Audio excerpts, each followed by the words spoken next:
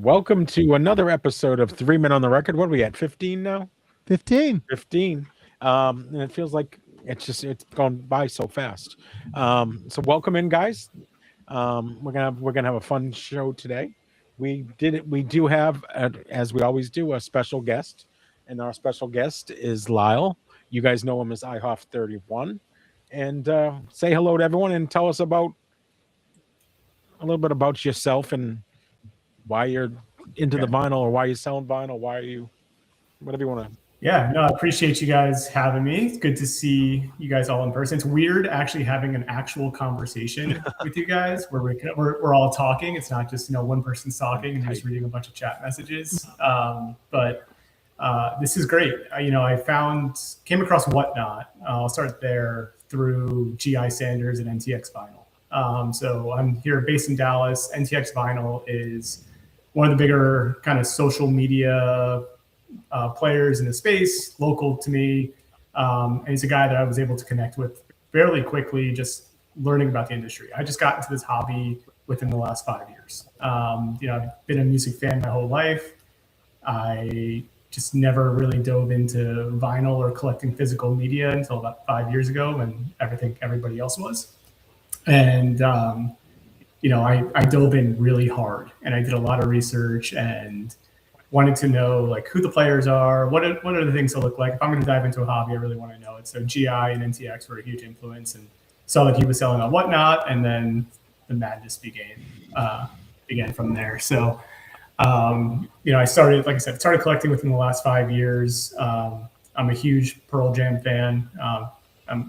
That is my baby. Pearl Jam. I've seen them over 10 times, and when I first got into the hobby, it was mainly just to collect Pearl Jam albums. That's all I wanted. Was Pearl Jam, Pearl Jam, Pearl Jam, Pearl Jam. And inherently through, listening to records and collecting records, you start doing a little olive branching. And that's one of the things that I really love is understanding influences and where, music came from, where some of the sound came from. We were just talking before about some of the old records that you find in collections, and you put on a record from the 50s, you're like, wow, that sounds kind of familiar. And then you look it up, and the Beatles were influenced by that, who then were influenced by, the Who, and then, Pearl Jam, and so there's this whole like lineage that kind of comes down from it. So I found that part of it addictive in and of itself. And that's how I started to begin to collect outside of Pearl Jam was, okay, let's now go to influences. And then who influenced him? Who influenced them? Who influenced them?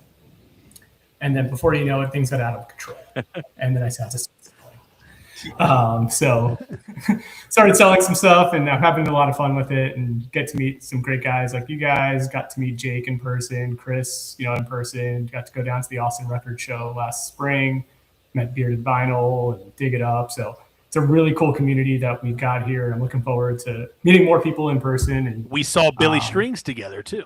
We saw Billy Strings together. So, I mean, not only have Jake and I gone record digging together, we've broken bread now twice together, and we've gone to a concert together. We've met Trippy Larry and Trippy Gary together. So we've got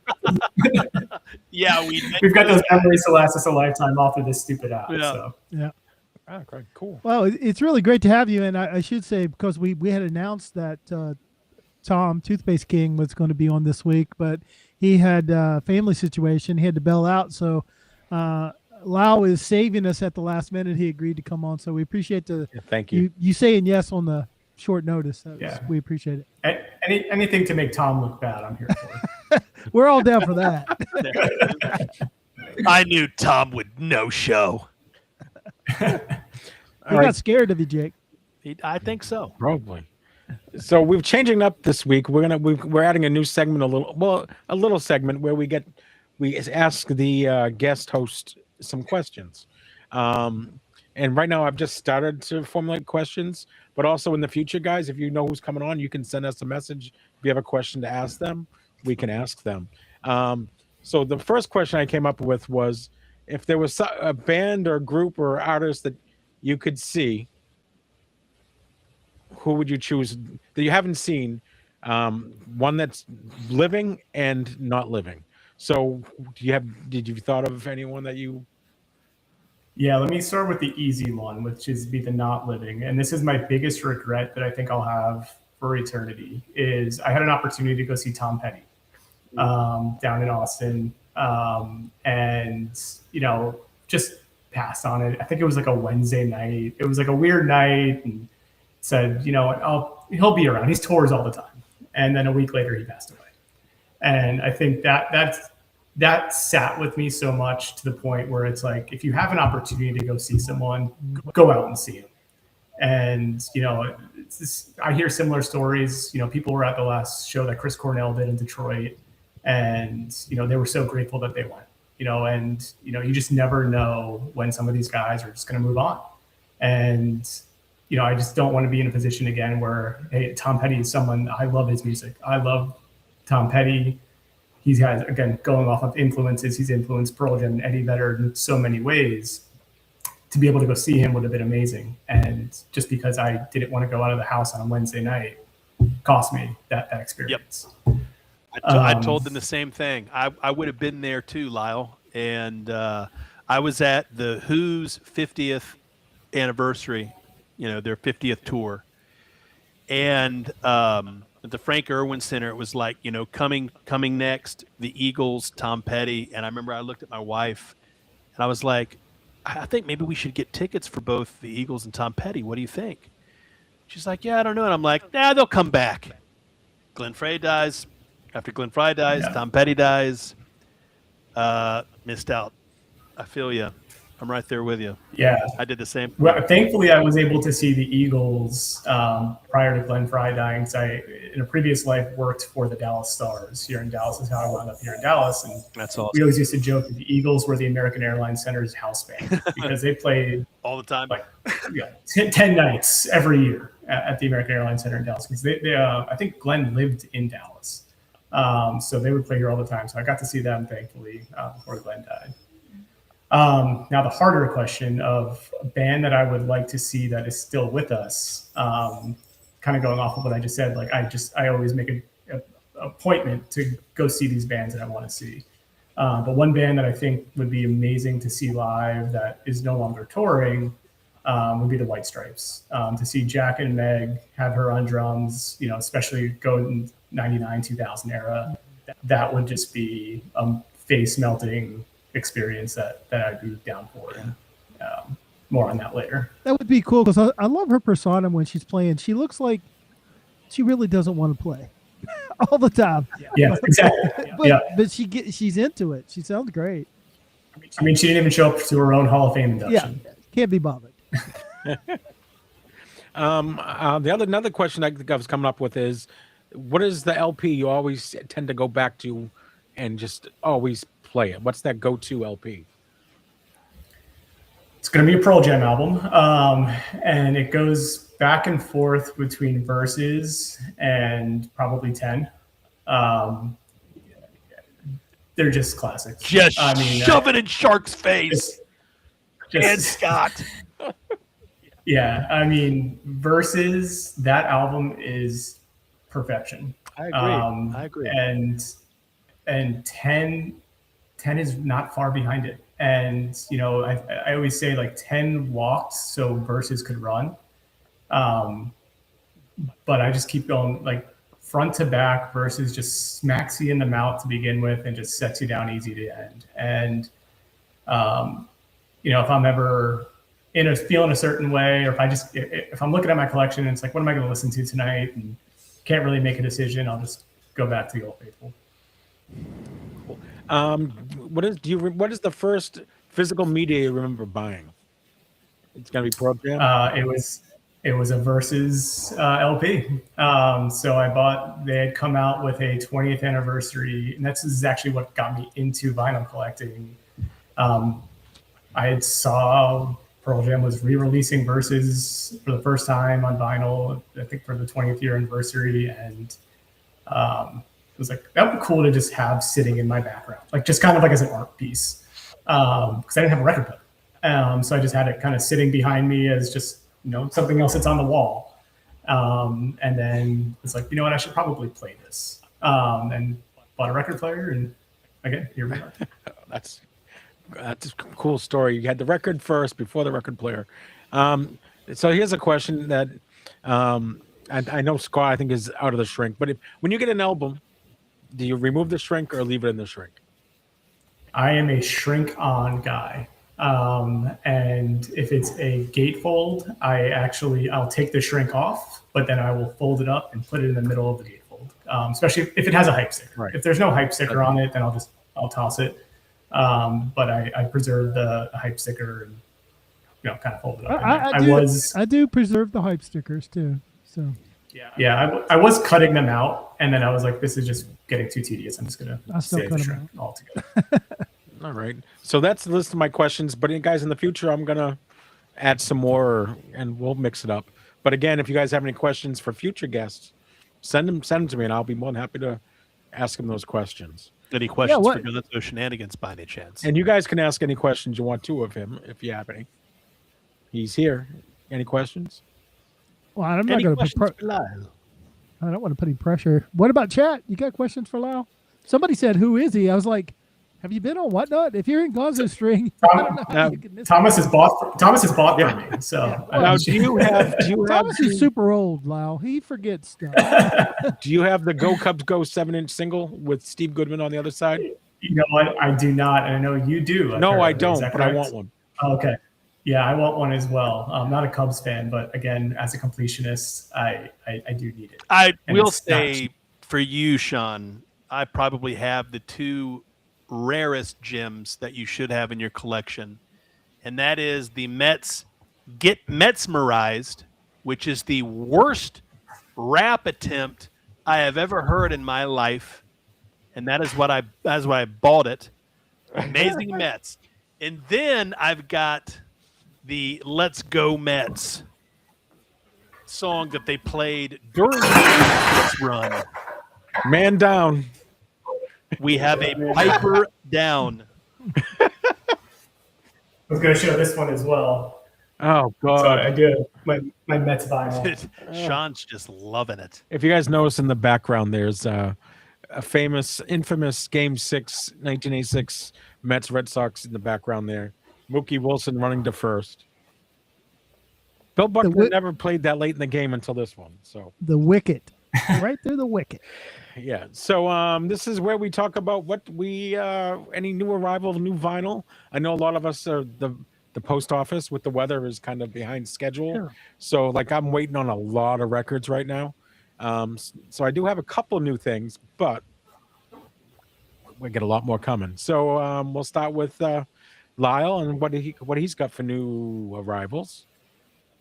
Yeah, I pulled out two things. These are new-ish arrivals, I should say. The first one is Lucas Nelson, American Romance.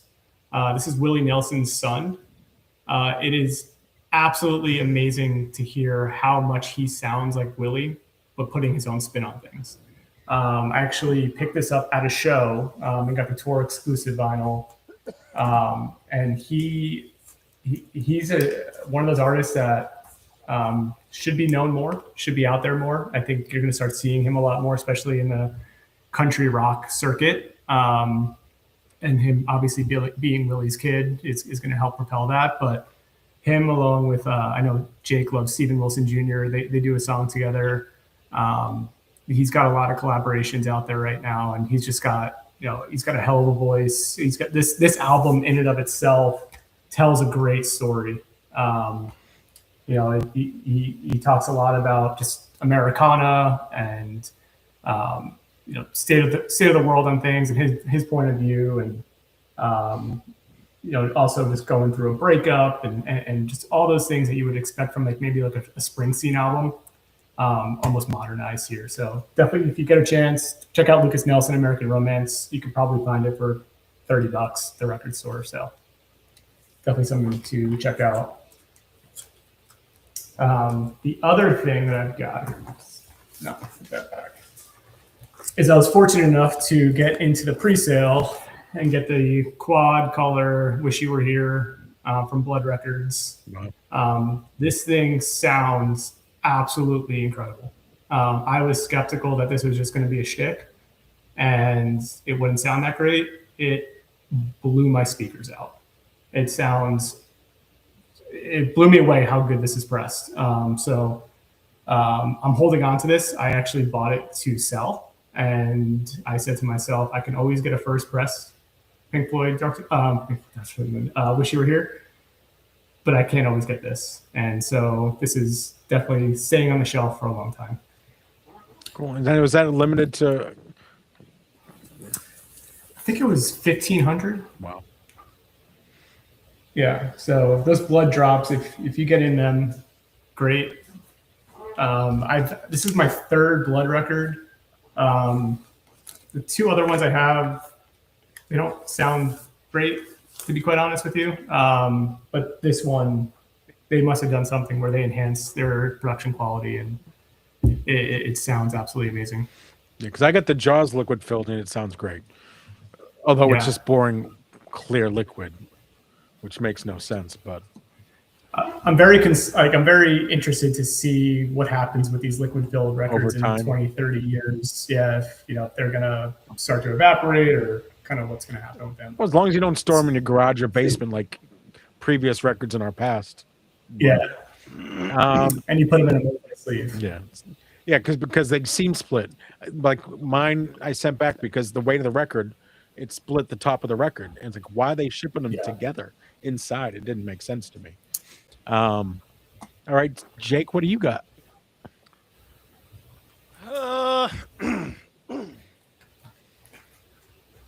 Let's see. I just got this from our friend Rush Records. A little self-titled B-52s, which is a great album, and I suggest anybody in here that's not really necessarily a fan of the B-52s, listen to this record because it's just got a great sound to it. I mean, Rock Lobster alone is worth the buy because that was one of the first B-52 songs I ever heard.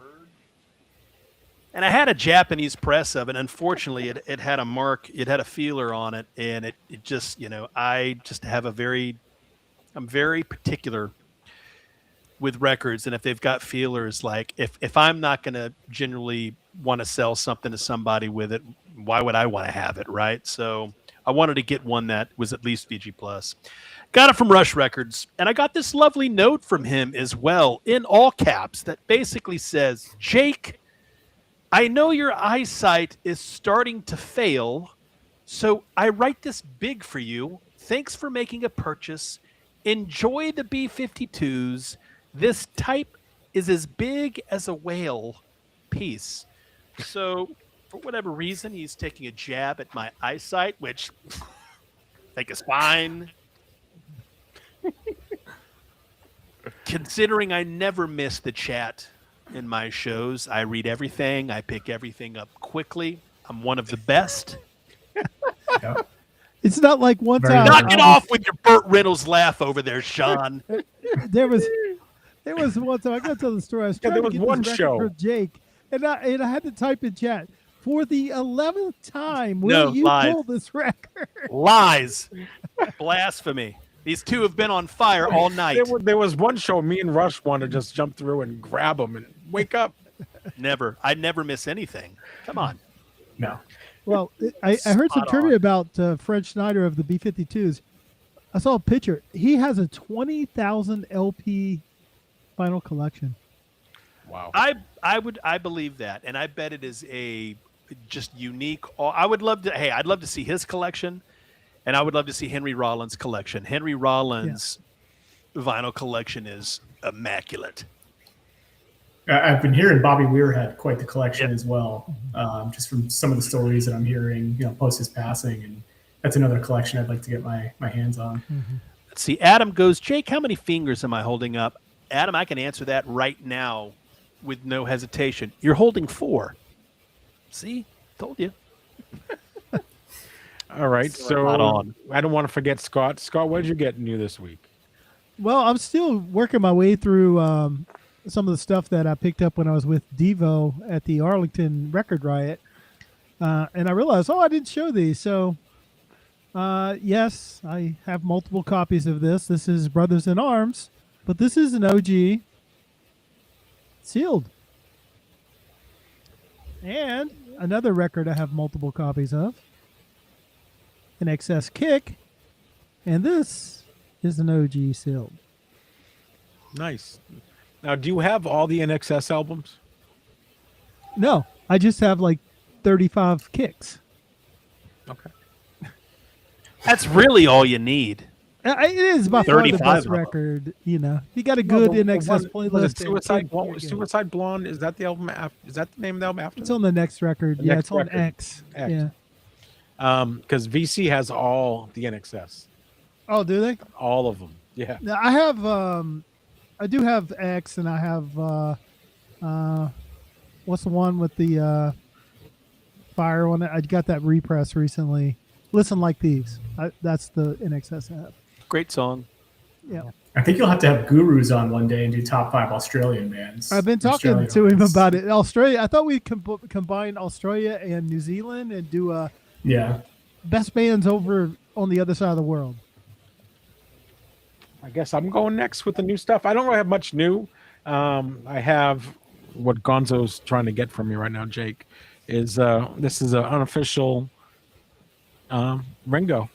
Oh, so it is unofficial. I'm pretty sure it is. But I mean, it has Ringo, Joe Walsh, Billy Preston, Rick Danko, Nils Lofgren, Levon Helms, Dr. John, Clarence Clemens, and Jim Keltner. I mean, that is an all-star band. And one of my favorite songs, the No No song, which I just love. And then I hate that. I gotta shut that off. I don't know what this is, but look at the cover. It's like alt industrial or something, but Sean on Fire. it's also Lenticular, is that signed. what they call that? Yeah, it's also signed. Looks like someone got a crayon to that. Yeah, it's maybe. I don't know, and I don't know what it's gonna. I don't know if it's gonna stay in my collection. And Gonzo's trying to pry that Ringo out of my hands We can make that work. That's a solid deal. Solid. because Ringo, he bought all of my Ringo albums in the past. So I'm feeling good about that one. Let's make it happen, and baby. and feel free in the chat, guys, to share what any new arrivals you've got this week or last week, since most of the mail's not moving. Just put it in the chat. Let us know. So I saw Adam get a really nice Sonny Rollins last night from Retro. Oh, he did. Yeah. Nice pickup. Nuke style. Yeah, he did. Adam, hey, that record, just so you know, that record has got feelers all over it. I would go ahead and return it. It's a. I've I'm pretty seen sure it. it's a white label promo, Jake. It could be. Feelers everywhere. All right. So now, guys, we're at the point where there are. I think we've done everything we're supposed to. Yes. So now we're at the essential records, the essential 500. Again, it's a list that in no particular order, just records we think you should probably own or at least give it a try. It might be out of your normal wheelhouse, but give it a try. You like it, you don't. If you do, you do. And also let us know what you think of those, what we choose. And we go with the first. Our guest always goes first, so we're going to show the first record. Well, he's going to show the first record. Cool. So something that people may not know about me is I am a massive jam band fan. I love jam band, just the improvisational routine of it. It blends together all different genres. They bring covers in against their own stuff, and typically jam bands don't have great studio albums. That's the one downside of jam bands. You know, if you're gonna get a jam band record, it's gonna be a live album. But My Morning Jacket is a band that I fell in love with back when this record was released in 2005. I hold these guys' pride because I saw them. This is going to go back to Pearl Jam unintentionally. I saw them open for Pearl Jam in 2006, and they played songs off of this record and was there for Pearl Jam, but left wildly impressed with their opener. And so Z, which I think it's their 5th studio album, was really just a turning point for the band. Previously, before this came out, their keyboardist quit, their guitarist quit, and they just had to completely almost reorganize. Jim James, who's their lead singer, guy is a great lyricist. He's got an amazing voice. Got the band together and said, we're not recording our next album in a normal studio. We're going out to the mountains and recording this thing. they go out to the Adirondacks and record this absolute masterpiece. It's cosmic. There's synth in there. There's hints of reggae, like Off the Record, which is one of like the coolest songs you'll hear is just reggae and like this jammy element to it that just kind of all blend together and became like a huge hit for them. It's like almost unhinged, but like unhinged in a way that you want a jam band to be. Wordless Chorus opens up the album, and it kind of opens it up as like a mission statement to the whole thing. It's euphoric. It builds a drum beat that feels like almost ceremonial. And then the chorus itself, it's a wordless chorus, but there's a chorus in there, which is ironic. It gives you like words that are favor and pure feeling and just overall joy. And that's one thing I love about My Morning Jacket is, they bring a lot of joy to their music. A lot of bands, they're talking about being down and out or something tragic happening. These guys they're happy with a statement, right? They have tones of, hey, this sounds really shitty, this sounds really bad, but there's a better way to look at things. There's a better way to approach life. There's a better way to have a perspective on things. And this record, front to back, and one thing that I really love and that I look forward to an album is, can it complete itself? Can it stick a landing? And Don Dante, which is the last song on the record, they absolutely stick. And if you've seen them live, it's like a 17-minute song live. And on the record, it's 3.5, 4-minute song. But they absolutely stick the landing with it. It's a climax with acceptance in it. It's absolutely a beautiful, beautiful song. So if you get a chance, My Morning Jacket Z. I actually have another copy of it framed. I have an OG framed of it. And then they actually today, fortuitously, MoFi just announced that they're going to be releasing this on MoFi. So I actually just put my pre-order in for the MoFi. Well, Lyle, I had a coworker who, like you, huge My Morning Jacket fan, and went throughout the whole country watching on different tours. Saw him at least 5 or 6 times each tour. And he knew I was a big music fan. We always talk music, and he kept like, okay, listen to this. I must have listened to like 7 or 8 albums. And I was like, hey man, I love that you love them so much.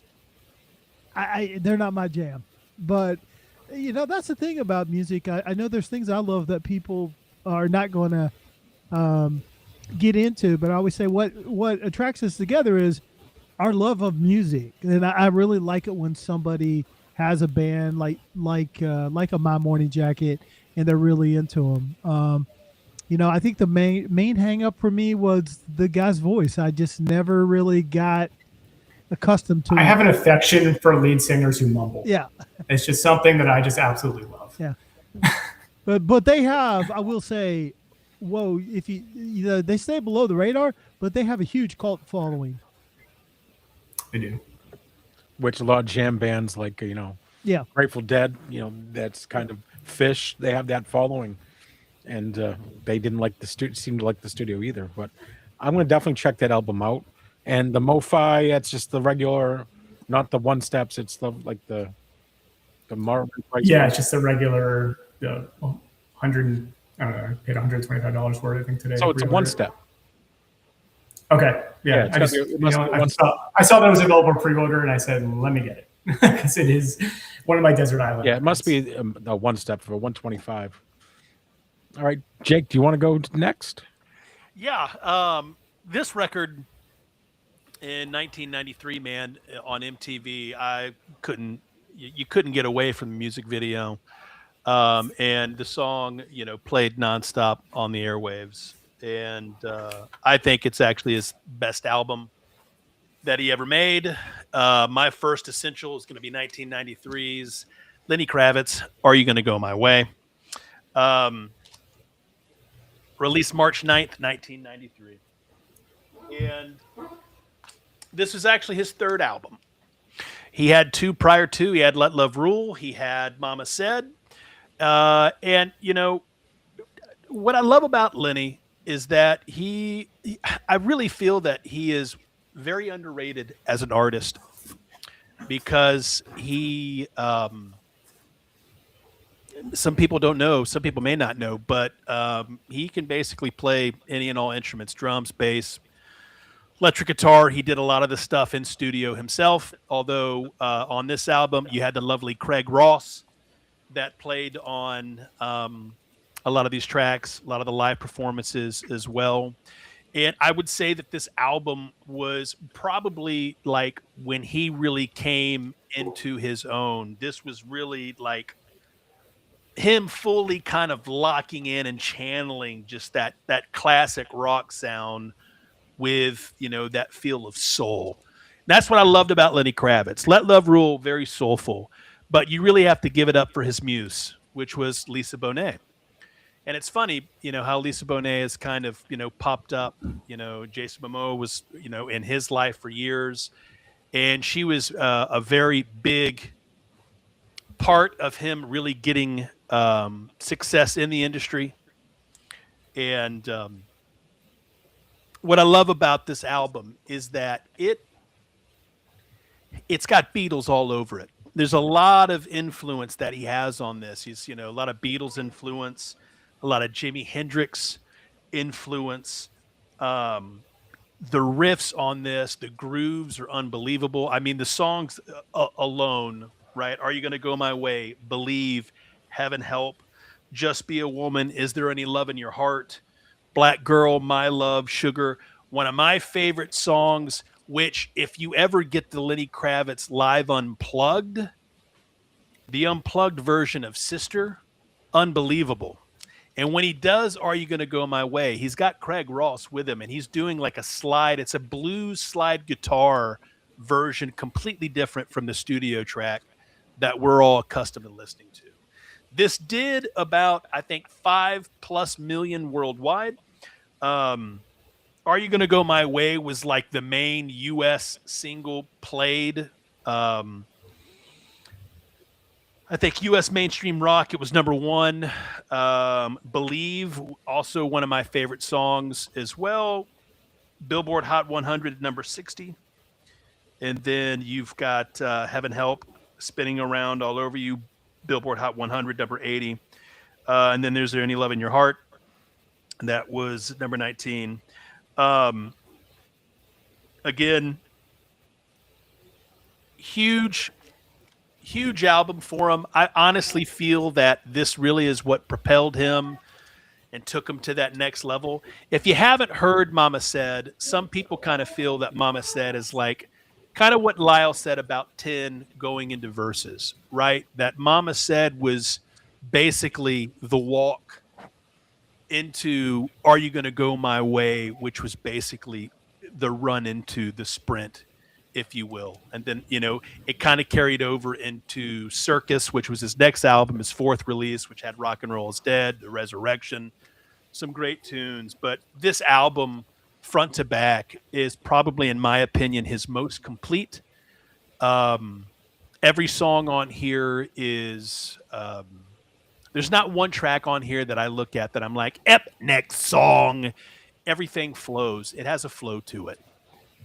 So if there's a Lenny Kravitz, you and he get the greatest hits, go for it. But if there was an album, because Scott, I think, you know, we kind of talked about this. He was like, is there really like a Lenny Kravitz album that's like really, truly like a true, complete record from start to finish? And I get where he's coming from, because some of the records kind of feel a little incomplete. Got a couple of good songs here and there on a lot of those later albums, and maybe the other ones maybe fall off a bit. But I think Are You Gonna Go My Way by far is his most complete work, and that's my number one to start it off. What was that, his third record, or was there His third? So he had Let Love Rule, Mama Said, Are You Gonna Go My Way, Circus, and then 5. So I actually liked his first 5 albums, and there were some good jams on 5 as well. But Are You Gonna Go My Way has always stuck with me. Everything else really kind of after 5, you know, I think Once American Woman, once the single, you know, a good cover, not a terrible cover of the song, but I don't know. I just felt like like a lot of artists, it's not a bad thing per se, just kind of went a little commercial. And don't forget, his mother was on the Jeffersons. She was. His dad, Cy Kravitz, was a news producer. He had a very, very turbulent relationship with his dad. His parents divorced early. He wasn't a good father. He was a strict disciplinarian. And Lenny Kravitz was deathly afraid of his dad. And they never really had a great relationship. Oddly, enough, they really kind of rekindled that relationship. And I think Lenny Kravitz really found peace. And unfortunately, a lot of that came usually right before his dad passed away, but there was closure there. But like, he did not have a great relationship growing up. He grew up mainly with his mom, who he, adored. And, obviously she gave him those freedoms to kind of be and do the things that he did. But yeah, he came from a pretty turbulent childhood. Yeah, I'll go on the record and say this. I think Lenny gave away one of the best riffs he ever had when he let Mick Jagger have God Gave Me Everything. That was basically a song without lyrics that Lenny already had. And that riff is killer. And it was kind of wasted on that Jagger record that didn't do anything. Yeah. I think that he is highly underrated as a songwriter. I think he writes great songs. I love the fact that he's multi, instrumentalist. He can play. I mean, he could basically, put everything together himself. I've always respected any artist that can get up and play a damn instrument. And when you can play multiple, so I've mad respect for him. I think he's a great artist. One hell of an album to start off the 90s with. He's a weird guy, when you think about top artists, right? Like, he's got so many hits. He's very talented. Everybody knows his name, but he's not ever the first name you think of. No, man, he's very humble. I think right? Yeah, there's something to that. I think he does a lot of behind the scenes work, which goes into why he doesn't release 15 albums, and why he has such a limited, repertoire or limited albums selection. But there's just something about him where he's not the first name you think of, but everybody knows who he is. Everyone knows who he is. One thing I can say about Lenny is he's consistent. Yeah. He's a guy that I followed in the 90s, and to this day, I still, if he releases something, you want to listen. I pick it up on CD, and I have all the Kravitz on CD, but I just have in vinyl. All I've got is the greatest hits on vinyl. Like I said, I don't think you lose there. I think there's some good stuff. But again, as we all know, when you're listening to greatest hit records, there's always going to be songs that, for whatever reason aren't there. And you're like, really? Why does this song get put on it? But, they didn't put these other 5 that were gems. So you always run that risk. So they can do volume 2. Yeah. If there is one. Yeah. All right. So, Scott, what is your first record for tonight? All right, we're gonna go. We got to get all of these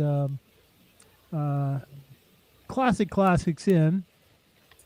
So tonight we're gonna go with the second Bad Company record, the self-titled debut record, Bad Company.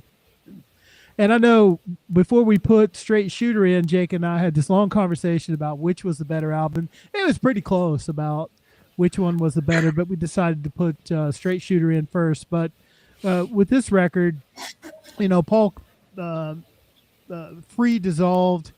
Paul Rogers came over. They formed Bad Company, and I would call them the founding fathers of arena rock. Is Bad Company. So if you go Bad Company, it's not a big jump to get to, bands like Foreigner and Styx and Journey. When you think about that sound, I think they were the forerunners of that sound.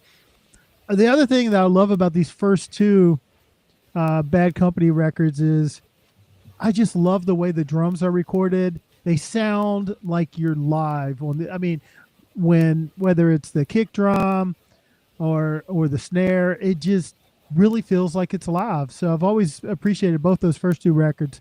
So this record did hit number 1 on the Billboard 200. It's sold 7 million worldwide. It's a 5 million seller in the U.S. It's always been a staple of classic rock radio. You're going to hear several of these songs. Can't Get Enough, which is probably my favorite Bad Company song. It has Rocksteady on it, Ready for Love. The self-titled Bad Company. That's a cool, like, Western sounding song. It's a great song. And I've always liked, Moving On is on here too, but I like Seagull, the end of record. So it is definitely one of those ones you can put on. And whether you get the OG press or you get this really good Rhino Hi-Fi, there's a lot of great presses of this record, and you can get into it pretty affordable. So tonight we add the second Bad Company, probably going to be the last Bad Company that makes the 500, but we got them both in. That's a record too that you often find just beat up. Yeah. And the great thing about that record is no matter how beat up it is, it's going to sound great. Yeah, it does. Yeah, even if it's you a know, BG copy and you play it, even Yeah. it's got that nostalgic, just kind of crunch, it still sounds good. Yeah. And it's almost like you're accustomed to that cover having ring wear on it and maybe a chewed up corner. Yeah. Absolutely. Yeah. But that's I a always see, testament. when you see records like that, you always say, people call them well loved. And I was like, yeah, That's right. That's a record that people didn't buy, play once, and put on the shelf. They kept playing it, and that's right. why it gets all that damage, because it's out from storage all the time. Yeah. Yeah, the ring wear is always crazy. Yeah. All right, I guess I'm next. The first one I've got for tonight is the Alan Parsons Project's "Eye in the Sky." Came out in 1982. This is probably their most mainstream. It's definitely their biggest record for the non-Alan Parsons fans. This really brought them into them. It's got a soft rock feel to it. Alan Parsons obviously was probably produced it, right? Yeah, Alan Parsons produced it. He also did work with, Pink Floyd, the Beatles. I mean, he's worked with everyone. The album charts, it peaked at number 7. It sold over 1 million in the U.S. and 5 million worldwide. Eye in the Sky was number 3. Don't Answer Me was number 15. Yeah. But yeah, one of the descriptions they use in the little narrative we have here is the most polished and commercially refined album of theirs. So, I mean, you hear the songs on the radio all the time. Eye in the Sky. So this is my first for tonight. And Great think record. about them. I mean, they sold over 55 million copies of records, and they never toured. That's an amazing stat. That's a testament, man, to how But and I think you think about that too, right? There's a flip side of that coin, and anytime you hear the name Alan Parsons, he's always forever going to be linked with Dark Side of the Moon, right? And that record is so damn good, which eventually we will get to that. That is obviously an essential that we'll come to at some point. But you think of how great that record sounds. Well, also You want to go buy an Alan Parsons album. Right? And then Sirius became a sports arena anthem, and they never filled a sports. They've never filled an arena ever. That's right. I was going to say, how much did the Chicago Bulls help? Oh my the success God. of the album? Yeah. I think Think Michael about that. Jordan. Yeah. Yeah. Well, and to that front, I think there's a couple reasons that, they were so precise. I felt like I think they felt like they couldn't replicate that live. And, but every Alan Parsons record, regardless of the quality of the songs on it, they sound amazing. They're every well single one of them. produced, man. Yeah. He's just a master. Yeah. So good pick, Sean. We needed to get an Alan Parsons. And again, it didn't win any Grammys, but it still gets played. I think isn't that better than a Grammy? That still gets played constantly on the air. That's better legacy than they got a Grammy. I think we can all agree that just because an album doesn't win a Grammy, maybe never gets nominated for a Grammy, right? But I think anytime you've got a record out there that's going to sell X amount of million. Wait, it did win a Grammy, but it was on the 2017 reissue deluxe box set got a record. Engineering Yeah. So there you go. So, what? 30 years later, it got a Grammy, but it was for the 50th anniversary reissue or whatever it was. So Well, it technically got a Grammy, but and Alan Parsons probably has one more record that might be a contender for the 500 too. So all right. So now we're back to Lyle. Back to Lyle. Yeah. Awesome. So the next one I've got came out. Speaking of Grammy snubs, this one came out in 2024 at the end of the year. It is Jack White, No Name. It's his 6th studio album, his best studio album. If you like the White Stripes, like this is exactly how the White Stripes sounded, obviously without Meg on the drums. This was his return to what we all knew as Jack White. He had, in between this, he obviously had 5 different albums come out solo. They're all great. I don't know if I'd put any of them on the essential list. But this was an album where he just kind of reclaimed himself. He reclaimed the sound. Yeah. He's had his side projects with the Rockin' Tours and Dead Weather, and again, great bands, but nothing was living up to what he could produce with the White Stripes until No Name came out, and it has elevated him to a whole new level. I mean, he played the halftime at the Thanksgiving game in Detroit, and he made this album for vinyl. The way it sounds, the way it fills the room, the way it just pumps through your speakers. I've listened to it twice this week on my record player, and I also listened to it a couple times while streaming. And while great on streaming, it does nothing compared to putting it on your player. The way he released this record was absolutely amazing. He's been known kind of like as like a troll to his fans in a good way. He had with Lazareto, the A side, you played backwards. So you put your needle at the end of the record, it played up. And then there was a hidden 45 within the label on the B side. So like he has all these tricks. Well, for No Name, if you were lucky enough to just go to Third Man Records I think it was in July, the staff was just dropping them in your bag. So if you bought something, you would get a record with a white label on there that just said No Name on it. Nobody knew what it was. And people went home and were like, holy crap, we've got a new Jack White album. And it started taking on a whole level of mainstream through the internet. People were posting it on forums. People were posting it on YouTube. And that was the only way you could listen to this album for the first 2 months of its existence. Then what he did was he started doing pop-up concerts.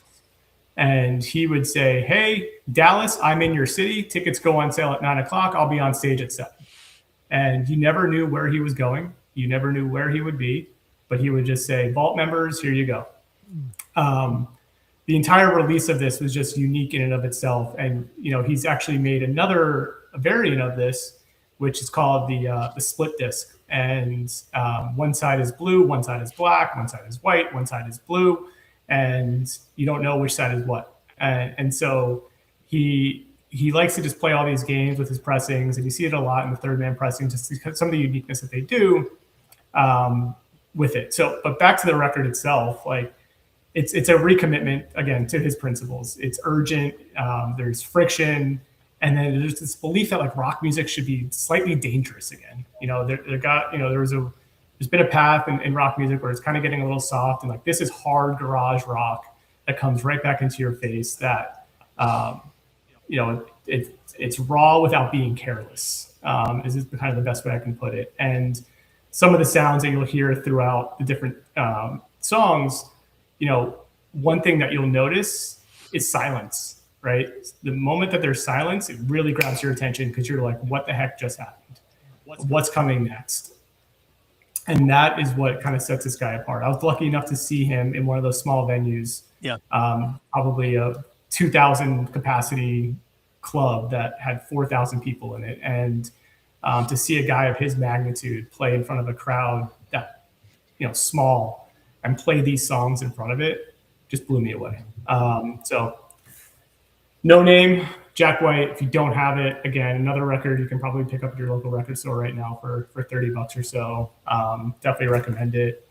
And yeah, love Jack White. I hadn't talked about that record for a while to anybody. Then when Lyle sent his picks in, I was really excited about for my friend that loves my morning jacket. I was like, oh, my morning jacket's going to make it. And then I saw that Jack White. And I was like, that is my favorite Jack White album. So if you're like me and you stay dedicated to your people, I bought all the Jack White stuff. But I can say that none of those releases really excited me. There were some good songs on them. That record, I was like, whoa. It blew me away because I was expecting something less. And it's a really good, it is a back to the roots record. And there's a couple songs on that record is as good as anything the White Stripes have ever done. Yeah. So that's a great pick, Lyle. All right. So Jake, you're up next. Okay, so kind of like Scott said, right? A typical classic that you kind of know at some point is going to be mentioned. Did the same on this one, right? We covered Zeppelin 4, we covered Zeppelin 2. I don't even know if we've gotten to Zeppelin 1 yet, if that's even been mentioned, but I know Zeppelin 2 and Zeppelin 4 have. But I wanted to present the album that more or less made Led Zeppelin say, look, hey, we're not just a rock and roll band, right? We're a damn universe, right? And that record is Physical Graffiti. Physical Graffiti was released February 24th, 1975 at a running length of 82 minutes and 59 seconds.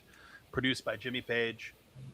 2 LP set. It's got amazing songs on there. Obviously, the best song on the record, probably in my opinion, which didn't chart, which is crazy to me, which is Kashmir. But it did have Trampled Underfoot, and Trampled Underfoot actually was number 38 on the Billboard Hot 100. Obviously, like I said, it's a double album. And, what I really enjoy about this particular record, to me, it's different really than the first 4, if you will.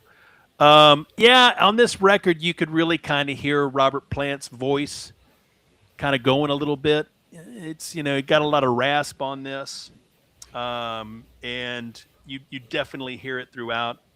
Obviously, the tracks, you've got Custard Pie, The Rover, In My Time of Dying, which sadly enough was Chris Cornell's last song that he sang in Detroit before he passed away. Trampled Underfoot. Kashmir, side 3 is In the Light. Brown Your Arm. Down by the Seaside, 10 Years Gone, Night Flight, Wonton Song, Boogie with Stu, Black Country Woman, and Sick Again. It's got that rock feel. It's got that hard rock punch. I've always felt that Physical Graffiti was really the album that just pretty much solidified that, several albums in, we're not going anywhere. We're just gaining steam and kicking ass and taking names, and it's not just about a single, right? To me, that's what I really enjoyed about Physical Graffiti is that, Zeppelin 4, I will say, really felt like a full album, and everybody loves Zeppelin 4. It's probably one of the greatest albums ever made, period. I will argue that with Rush Records to the end of my days. Scott and I, and Sean, we've discussed it. It's very tough when you've got Zeppelin 2 and Zeppelin 4, but I think Physical Graffiti often gets overlooked. And I think a lot of that is because, that hard rock sound that you're accustomed to hearing, just that immediate in-your-face rock and roll punch, things changed a little bit on this record. That's what I love about it. And I feel that Physical Graffiti, even though it sold over 16 million copies, I've always found it to be slightly underrated when you compare it to Zeppelin 1 through 4. Houses the Holy kind of gets lost as well. But, you'll always kind of get on me about, the bands and the first 3, right? Zeppelin is a band where really their first 6 records are all absolutely unbelievable. There are not many bands that can put together that amount of songs, that many records over, a several year span, right, and keep it as consistent as they did, which is why I've always felt Zeppelin's probably one of, if not, and I'm a Beatles guy and I'm a Floyd guy. But you got 6 albums that all just kick ass and there's not, really one terrible song on it.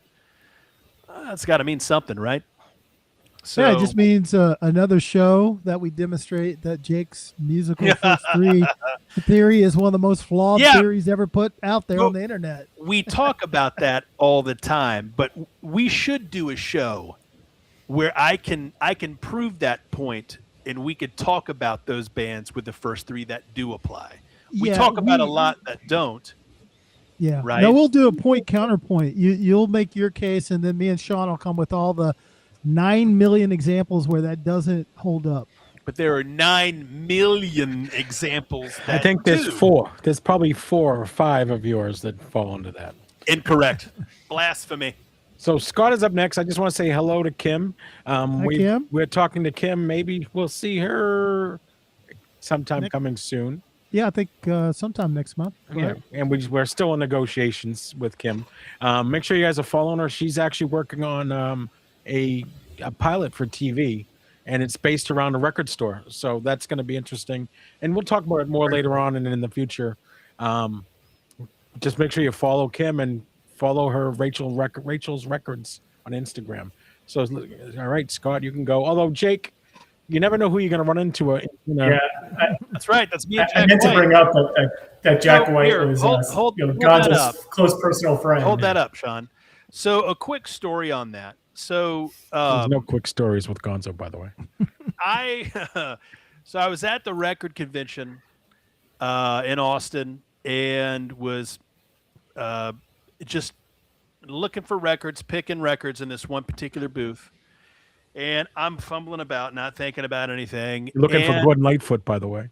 Probably. I was looking for Gordon Lightfoot's Gord's Gold Volume 2. Okay? And I was on a mission, man. I went everywhere. Gord's Gold Vol 2. Oh, yeah, the Gordon's over there. Great. So I would go through everything. Meanwhile, as I'm searching for Gord's Gold Volume 2, I feel somebody kind of walk next to me, and I hear the vendor. He was very quick to respond, and he was very nervous. And he just goes, "Oh, hey, you can hear him. He's like, I've got these, I've got a great blues record right here." And he goes and he grabs it, and he kind of hands the record over me. So I kind of move, but I'm still looking. And I hear this voice go, "Oh, hey, thanks." Not thinking anything. And then I see a arm go by and hand money. And then I hear this voice go, "Hey, keep the change." And then the vendor's like, "Oh, my God." And I'm like, "What's going on, dude?" And I'm looking up. I'm like, looking at the guy. I'm like, "What's that?" He's like, "Jack White just gave me $100 for like a $25 record." And I was like, "Wait, what? Jack White?"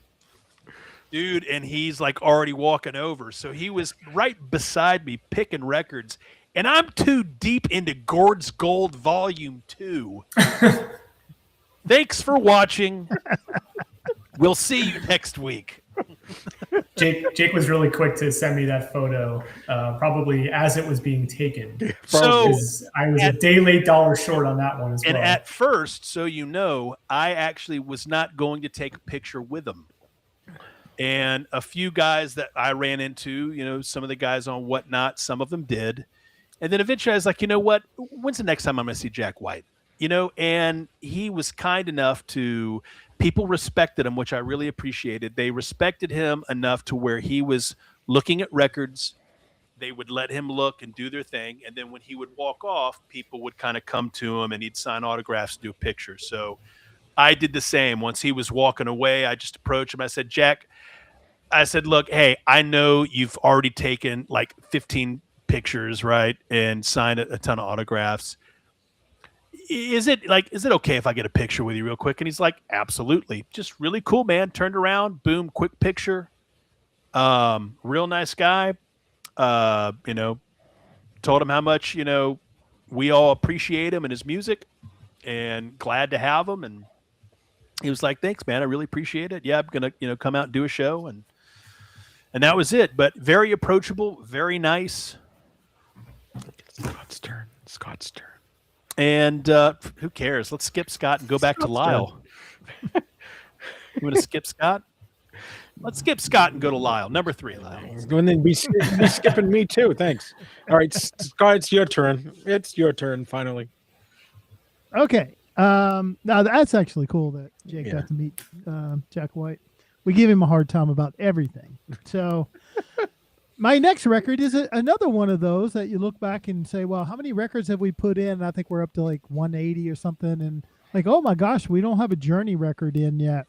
So tonight we're correcting that. So we're going to go the 1981 Journey career-defining Escape. This was a 12 million worldwide, 9 million in the U.S. And of course, it was a #1 record. And this record always, when it comes to music appreciation, has a special spot in my music collecting life. Because I was, 10th grader. And, back then I didn't have a lot of money, so I had to save my money up to get to the record store. And I went to the record store and I bought 2 albums on the same day. And the 2 albums were Foreigner 4 and Journey Escape. So those albums are always linked in my mind. And I was just, I always say that was one of the greatest record store days ever. You go home and you play those 2 albums.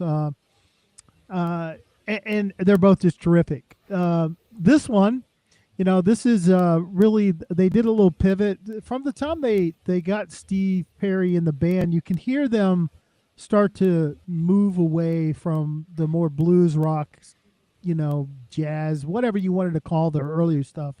And you could see it going more to the pop rock sensibilities. But what cemented that was when Jonathan Cain joined the band, when Greg Raleigh left.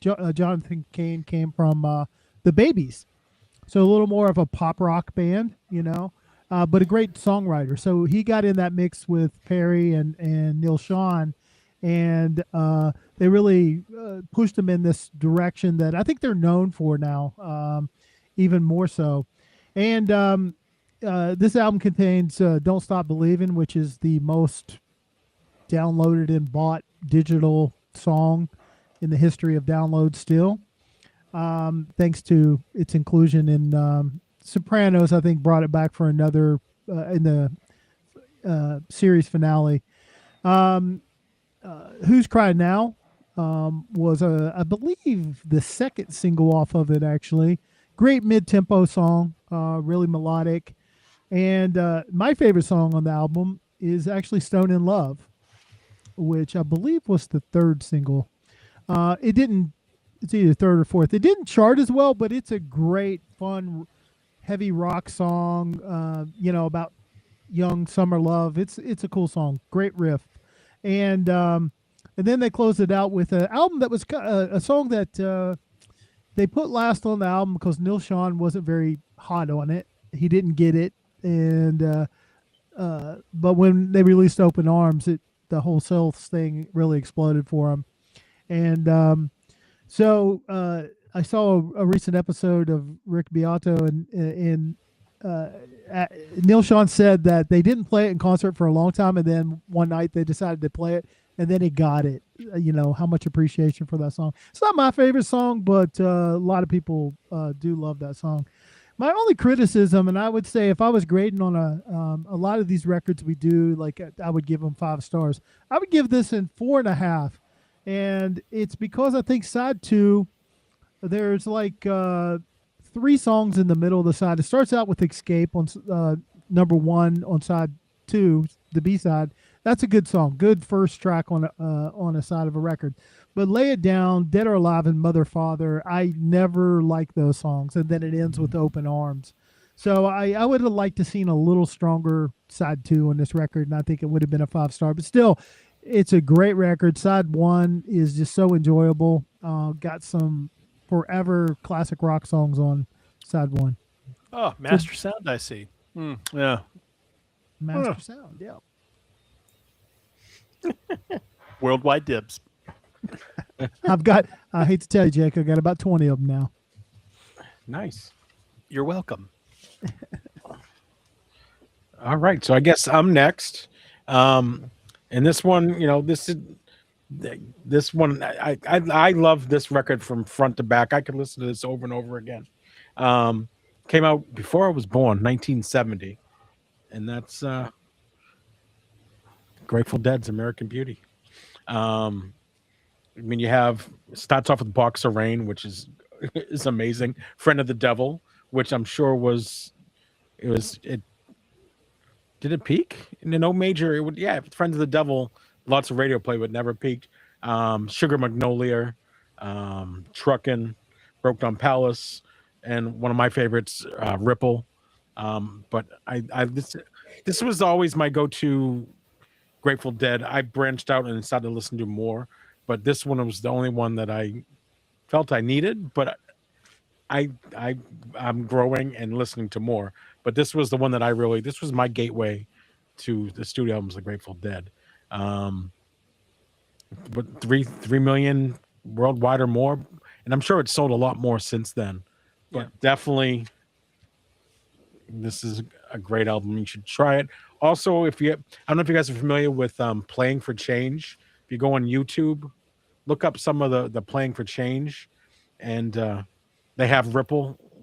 Jimmy's in it, so I got Jimmy Buffett. There's my connection, like I try to do every show. But so there it is. Must have. People always ask me, like, what's an entryway into the Dead? It's American Beauty. Oh yeah, definitely. That is the biggest entryway. And they've gone on record in saying that they hated being in the studio because the audience wasn't there, and that's why they never made good studio albums. I think his daughter, Bob Weir's daughter, actually said that at his eulogy. But I think this is a great album, like front to back. This is everything that kind of encapsulates the Dead, from a starter standpoint, I would say. It's got hits on there. I mean, Ripple's a great song. Sugar Magnolia. Everything you've listed there. Friends of the Devil. Those are just Boxer. I mean, if you are just going to sit someone down who's never heard the Grateful Dead before, that's going to be the album you play for them. Do you put it over Working Man's Dead? I think that's also the entryway. I think that's one. That's the first. I think you graduate record I listened to. Working Man's Dead. Yeah. But yeah, go look up the Playing for Change. They have international artists sing some of the great songs of our day. They do Ripple, and there's so many, but it's the way they do it, and there's so many artists involved. There's a few with the drummer from is it Krutzman? Is that the drummer from Grateful Dead? Oh, really? Yep. He's in some of those Playing for Change. So check it out, guys. It's a really fun watch, and you'll probably get lost on YouTube watching all the Play for Change music videos they put on there. All right, so now we're back around to Lyle's last album for the night. All right, last album for the night, super special album, Mother Love Bone, Apple. I shocked myself by not picking a Pearl Jam record for my essential top 3, but this is really minor league Pearl Jam, if you will. This is where they kind of grew up. It's a sad album, the way that everything kind of turned out, but everything happens for a reason in my eyes. And for those that don't know, Andrew Wood, who is the lead singer of Mother Love Bone, he passed away just days before this was released. And 2 of the members of Mother Love Bone, Jeff Ament and Stone Gossard, went on to go form Temple of the Dog, which then went on to go form Pearl Jam. This is essential 90s grunge. This kind of takes it from the glam rock, hard rock, stadium rock, arena rock, whatever you want to call it, into what we knew as grunge of the 90s. And what's kind of poetic about it is the last song on here, Crown of Thorns. It's a soft, grungy, sad song that kind of leads us into the next era of the next 5 years of that Seattle sound. It starts off with a bang with This Is Shangri-La. What a song. I mean, it was all over MTV. That and I believe Holy Roller was also another big hit. But Startup Champion, these are just great.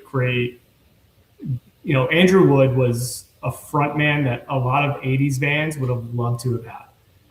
He had the hair, he had the glam, he had the voice. And I think that was one of the things that Jeff and Stone were afraid of, was that they had just come off of a failed band with Green River. And Green River broke up. It was a very tumultuous breakup. They kind of didn't know where they were going. And then they knew Andrew from kind of the inner circles of the Seattle scene, and were able to put together, in my eyes, a perfect album. I mean, this front to back, again, it starts strong, ends, they stick the landing on this one. Not to be outdone, by their self-titled. I'm going to pull a Rush Records here, but this is going to be a combination of their EP and Apple, which was later released. But this was really what set the stage for the 90s. This record here, you had Soundgarden kind of come off of Pearl Jam. You had Nirvana Waiting in the Wings. Like, all of these guys were just busting at the seams to come out, and Mother Love Bone put them on the map. And it's really unfortunate that Andrew Wood couldn't be here. To this day, I'd be so curious to see where these guys would be if Andrew Wood had not passed away. But then I wouldn't have Pearl Jam. I was going to say, would Pearl Jam be Pearl Jam? No, they wouldn't, and they would have never met the, surfer guy from San Diego. That's right. The shy Eddie Vedder, who would have never came into their lives, and who knows where he would have been. So, like I said, everything happens for a reason. And to this day, Pearl Jam still plays Crown of Thorns at their shows. They on this record, on the self-titled Mother Love Bone, it has the hook, the Chloe Dancer, A Crown of Thorns, which puts together two songs, which it's just beautiful. Whenever you hear it at a Pearl Jam show, Eddie does it just amazing justice. He pays tribute to Andy Wood every time. So definitely, if you haven't heard Mother Love Bone before, definitely check out Apple. It was their only release that they did. And it kind of predicts the future in and of itself in a sickening way throughout the album. I thought that was a brilliant pick, Lyle, because when I saw your picks, I said, I see what he did there. He knows, one, if he takes a Pearl Jam record, Jake's going to run out of records before we hit 500%. It's quite possible. And two, you got the Pearl Jam connection in there. Yeah. Awesome. Scott, Jake, you're next. So, piggybacking on Scott's very rude comment, because he gets on me for my 90s picks, I decided this last album, you know what, Scott? I'm going to give you a break, and I'm going to move into 2000s. And I think this is an essential album. I think it's his best record. Some may agree. I probably only listened to his first two albums. This one always kind of stuck with me. This is obviously his first. And this is like the origin story, if you will, of Jack Johnson, with all those relaxed grooves, that warm acoustic sound, those gentle melodic hooks, right? And that coastal kind of daylight, kind of beach vibe. And that is Jack Johnson's Brushfire Fairy Tales. Came out February 7th, 2001. This is the 20th anniversary edition that I have here. And I tell you, man, when I first heard this, I remember when I first heard Flake, I walked a lot. I didn't have a car during this time, so I walked everywhere. I bussed everywhere. I would take the subs in Hollywood all over the place. I walked a lot. So I always had music with me. And I remember when I first heard Flake, it was just an immediate sound where I was like, man, this is catchy. Who the hell is this guy? And I remember I went to, I changed my route. I was actually en route walking and busing to an audition in Santa Monica. And I changed my route that day and showed up 45 minutes late to my audition because I went over to Virgin Records and I bought this album. And I got to tell you, from start to finish, with Inaudible Melodies, all the way down to It's All Understood. And this is kind of, in my opinion, this is the start of all that kind of bubblegum, kind of acoustic rock, kind of beach vibe, just happy vibe kind of music. And it's just got a great sound to it. I've never started this and just like taken the needle off. It's just one of those albums that you play, and if you're in a bad mood or you're down and you just want to change your scenery, it's a great record to play. Because it's not just chill background music, right? It does have a punch, man. It's a clean album. The production of it is just, it keeps everything on a human scale, right? And this was kind of a record that came out of nowhere from my recollection. I don't really recall, maybe one of you guys would know. I don't really ever recall seeing this record ever really getting pushed or promoted. I just remember hearing it on the radio one day and I'm like, who's this guy? Who the hell is Jack Johnson?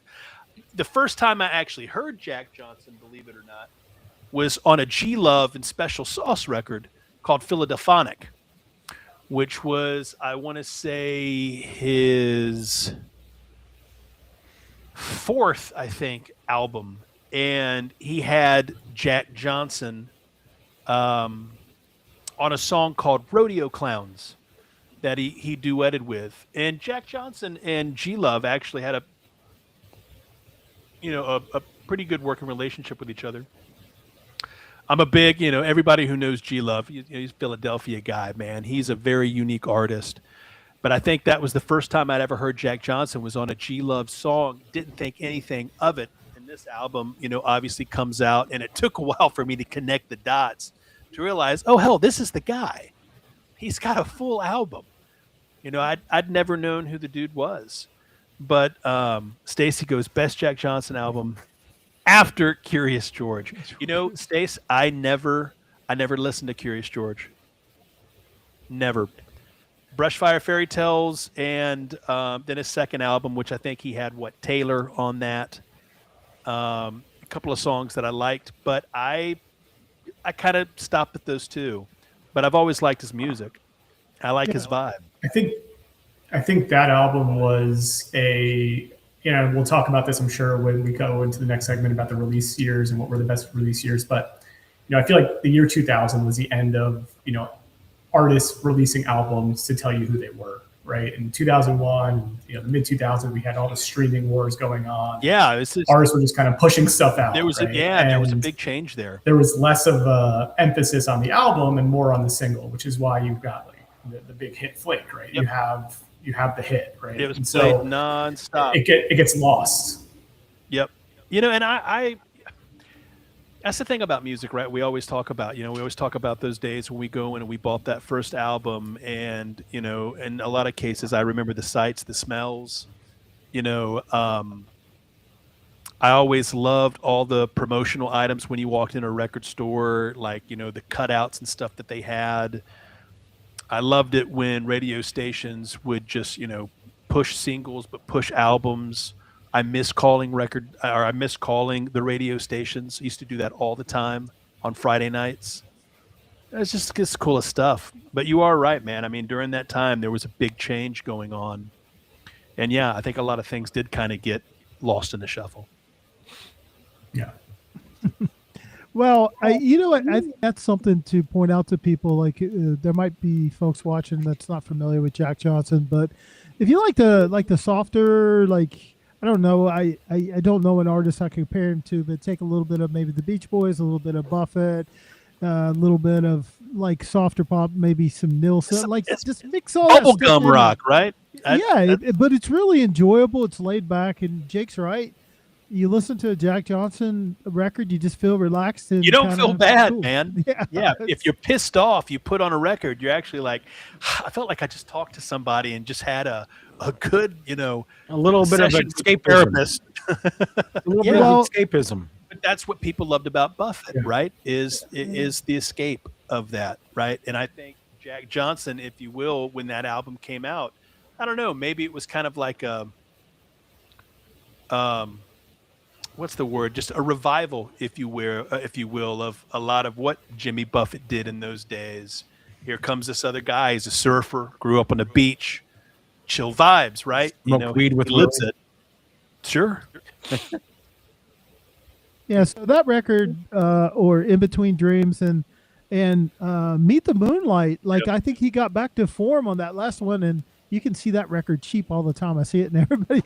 I think VC Vinyl did that record real cheap, but it's a good record. It's, to me, I think I have it, and I haven't even opened it. Oh, it's a good record. It's back to what his previous sound was. I felt like. Yeah. Yeah, and he also sang the Pirate Looks at 40 at the Hollywood Bowl with the tribute to Buffett. So Sean, just FYI, Jack Johnson, first two. There's not even a third. All right. But I'll give it a go. All right. Scott, you're up next with your last pick. I will just say for the Jack Johnson fans, Sleep Through Static, there's plenty of fans of that record. So is the third record. All right. So, I did a couple classic rocks. So I usually like to have something off that beaten path every week. This week we're going to go to 2006 and talk about this record. This is Snow Patrol. Is it? Eyes Open, yes. So I kind of 2003, 2004, I kind of got onto their previous record, Final Straw, and there was a couple songs I really loved on that. And, to me, that record kind of had a little bit of like a crowded house feel to it. It was more, acoustic and piano-based type sound, maybe a little bit more keyboards. This record is a guitar first record, and it's just so fantastic. The most popular song was Chasing Cars, and that's got a couple billion streams on Spotify. And let me look at the chart. Number 5, it was a top 5 on Billboard Hot 100. Hands Open, which is my favorite song. It's more of a rock song. It was 61, and Open Your Eyes was another. But I try to find these albums where you can put it on and you're gonna like every song. And this album might have one throwaway on it. The rest of the songs are enjoyable. There's a lot of change of between songs, between tempos and styles. So they've got some slowed down stuff. They got some mid tempo, and then they got a couple, faster, harder rocking songs. It's always been one of my favorite alternative rock records. Really terrific. They were also, Gary Lighthouse is the lead guy for Snow Patrol, and he was suffering through some writer's block. It's interesting how many times you have an artist suffering through writer's block, like John Resnick of the Goo Goo Dolls, and then they do their best work right after that writer's block, like Dizzy Up the Girl by the Goo Goo Dolls.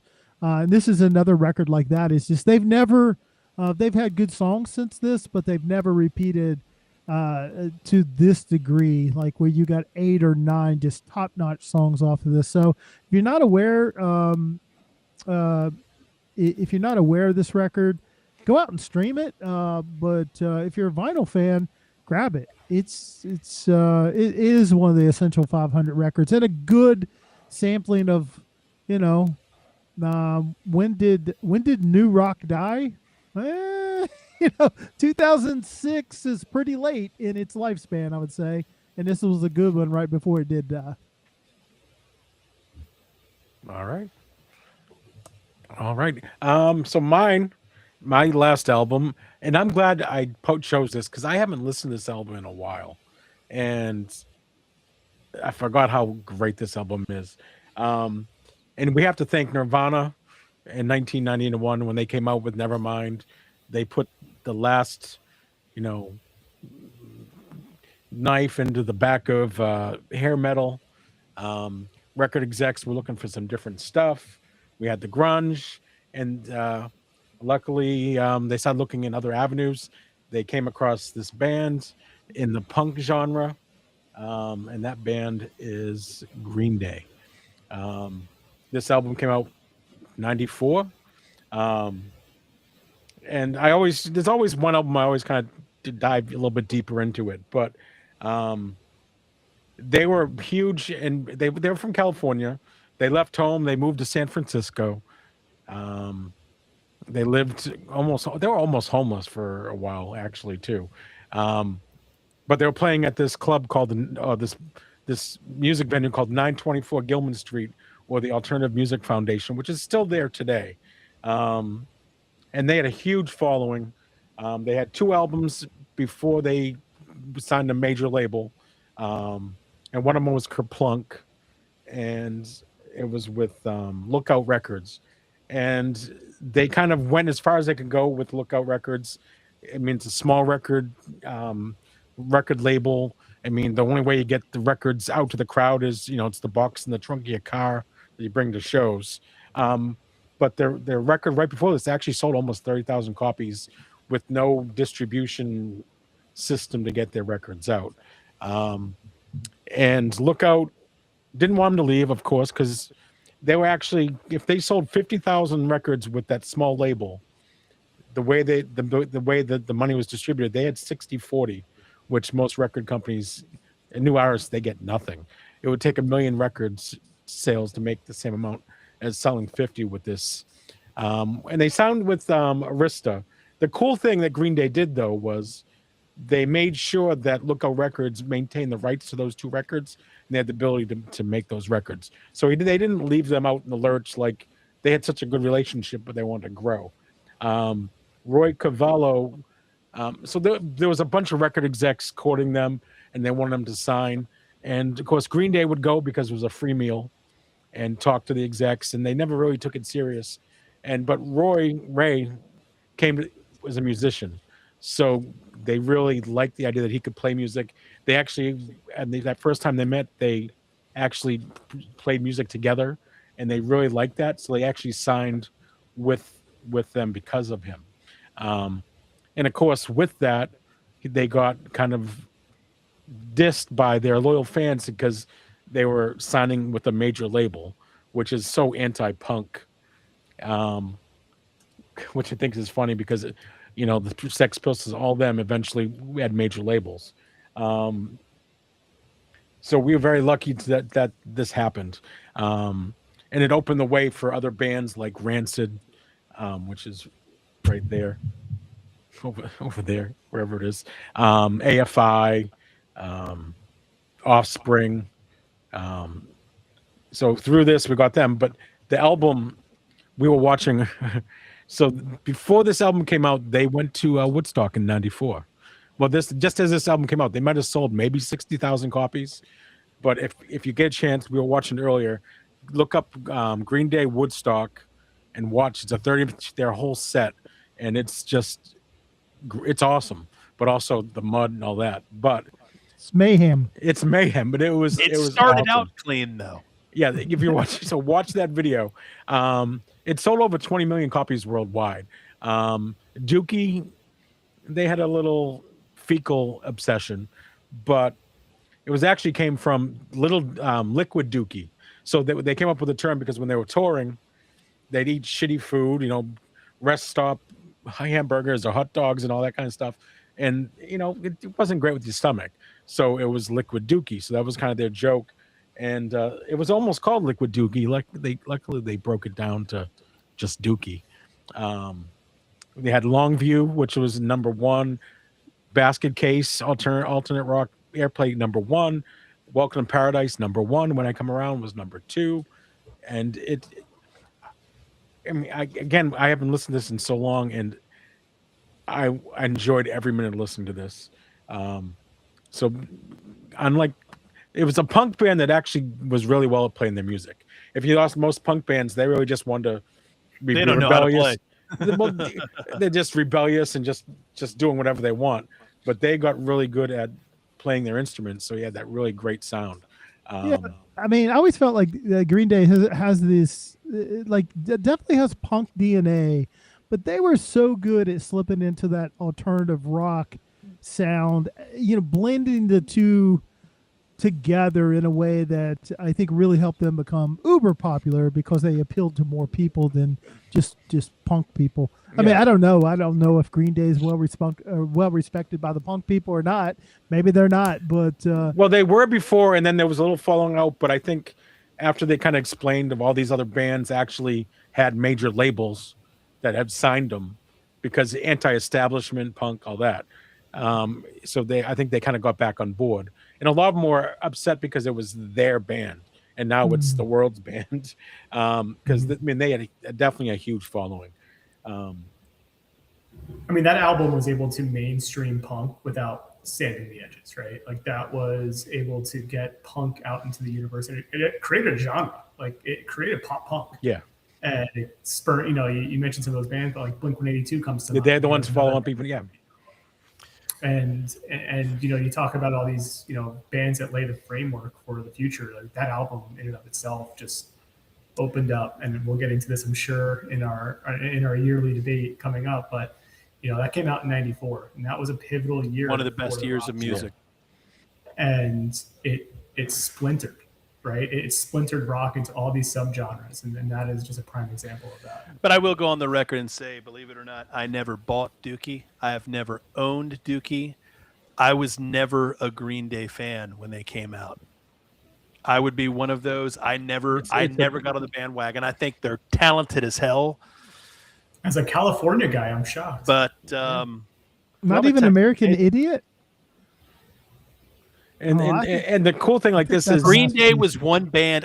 There are a few of those. I'm sure we've all had them. There was just a band or two that during a particular because I was a grunge guy through and through. I wasn't that 90s kind of punk. Blink-182. I never got into them. I think they're hilarious. The stuff they do in their concerts, the way they interact with the audience is hilarious. They're they're highly talented musicians.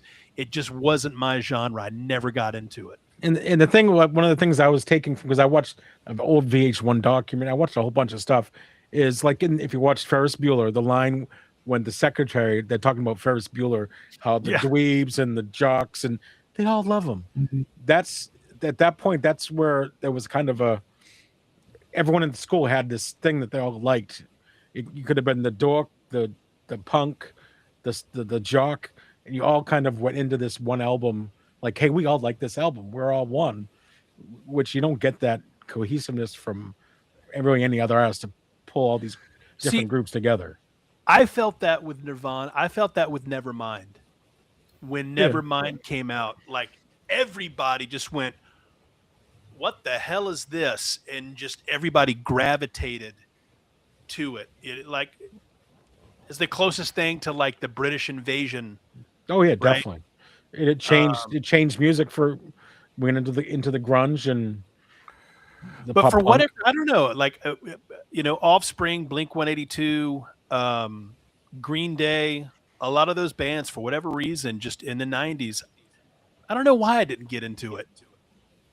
No, I don't know. It's because they also had very short songs. Yeah. Like Blink-182's longest song was like 2 minutes and 30 seconds. Yeah. And Green Day, didn't have a song that I think was over 3 minutes. And I think that was tough, right? Especially as someone like yourself who liked grunge music, who was used to these operas almost in some of these songs. They were, 4 or 5 minute songs. Then you have these like little snippets, essentially of these hard punk guitar riffs that kind of just blew you away and onto the next one. That's a great DNA right there, right? Yeah, that's a great question for the audience, right? Is what band, did you just never really get into, or bands that you just never really got into that people probably thought you should get into? Like those were bands that I mentioned for me. I don't know why. I think now you were into grunge. You were more into the grunge part of it. Big time. But I was, Beatles, Floyd, right? Beatles, Pink Floyd, Led Zeppelin, hard rock. Grunge was just, my age, right place, right time. 91, I was 13. Perfect age to just dive wholeheartedly into it. Even a monkey throwing Dookie. Or if we saw the Woodstock thing, the mud. Dude, everywhere. But I think that's natural though, Jake. Like there's only so much that you can absorb, right? And it's whoever resonates with you is who you're going to draw to, right? Like for me, I never got into REM. REM's a great band. Okay. I never got into I get it. Radiohead's another example of a band Early I just REM, never- love the early stuff. Yeah, but when Like, you say early, different people. I mean, some people would go early as pre-document, right? So I would say like Document and Green are probably the two records that I enjoy listening to. Yeah, so you're in what I would call the mid REM. So Yeah. Document, So not the Green, first three. Out of Time, Not and first three. Automatic No, for the People's the middle part. Yep. So I would say Document and Green. A lot of people didn't like. Because they got away from they had like a college radio sound Big before time. that, Yep. Which is the curse for everyone. It's they changed and people don't like it. It's just they're the same band, but it changed a little bit, so now it's not my thing. Or it became too mainstream. It's too mainstream. Yeah. And I mean, it is what it is, but I think you have to respect an artist's want and need to grow and change. Yeah. And a lot of the times, you lose followers because of it. That's a great question. I mean, that's also a great question to ask people. What do you think about bands if they just basically stick with one formula? If Pearl Jam 10, all their albums were like Pearl Jam 10, would you still be a diehard Pearl Jam fan? I wouldn't be a Pearl Jam fan at all. No, you need that range, right? Like you have to expand. You need something to lean back on. Yeah. And that kind of goes back to like you have all these bands that come out, and that's why I think like talk about Mother Love Bone, they came out with one album. Like that's all I know about them, right? Who knows what else they could have had in their pocket? Yeah. But that's when I think of Mother Love Bone, I think of It's a Shangri-La, Holy Roller, Crown of Thorns, right? Like that's all I know about them. Mm-hmm. Like Scott, what do you think of Monster? A lot of people hated that record, but what did you think of it? I think it was their last record they put out that I really liked the record. I didn't like anything. Yeah, I like songs on the records, but I didn't like the records. Yeah. All right. I like so Bang now, and Blame. That's one of my favorite artists. So now we're doing it. We probably want to get started with this because I'm sure there's gonna be a lot of discussion. But the top 5 years in music.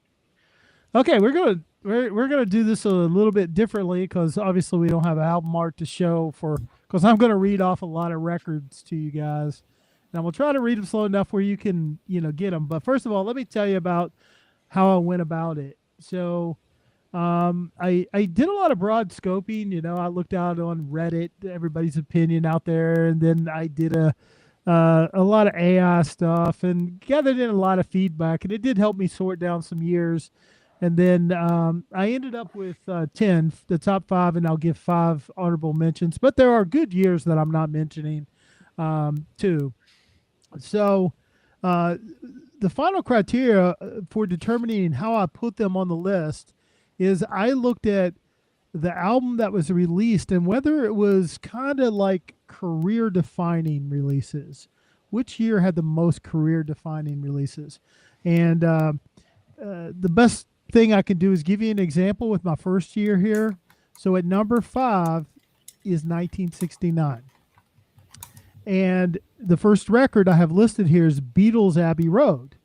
Great record, but not their top record. Incomplete record, in my opinion. Yeah. So here's 69. And then how deep we went into that year with those special kind of records. Yeah. Led Zeppelin 2. Stones, Let It Bleed. Probably a top 3 or 4 Stones record right there. Yep. The Who, Tommy. Probably a top 3 or 4 Who record. David Bowie, Space Odyssey. Definitely Great a top album. 5 Bowie record. Miles Davis, In a Silent Way. That's probably a top 10 Miles Davis record. Floyd loves that one. Yeah, that's a good record. CSN, self-titled, Crosby, Stills and Nash. The Couch record. The Stooges, so Iggy's debut, self-titled, Iggy Pop. King Crimson, In the Court of King Crimson. Not my favorite cup of tea, but certainly a foundational record on prog. Neil Young, everybody knows this is Nowhere. That's a top 10 Neil Young record. CCR Green River, great record. Yep. The Band, Music from the Pink. Santana, Self-Titled. And Dylan, Nashville Skyline. So a lot of good records I've listed there. Only, I don't think, other than the Crosby, maybe Zeppelin the Stooges, there was a few that were their best record. So 69 is number 5. Number 4. When was Woodstock? 69. I think that, August 69. Yeah. All right.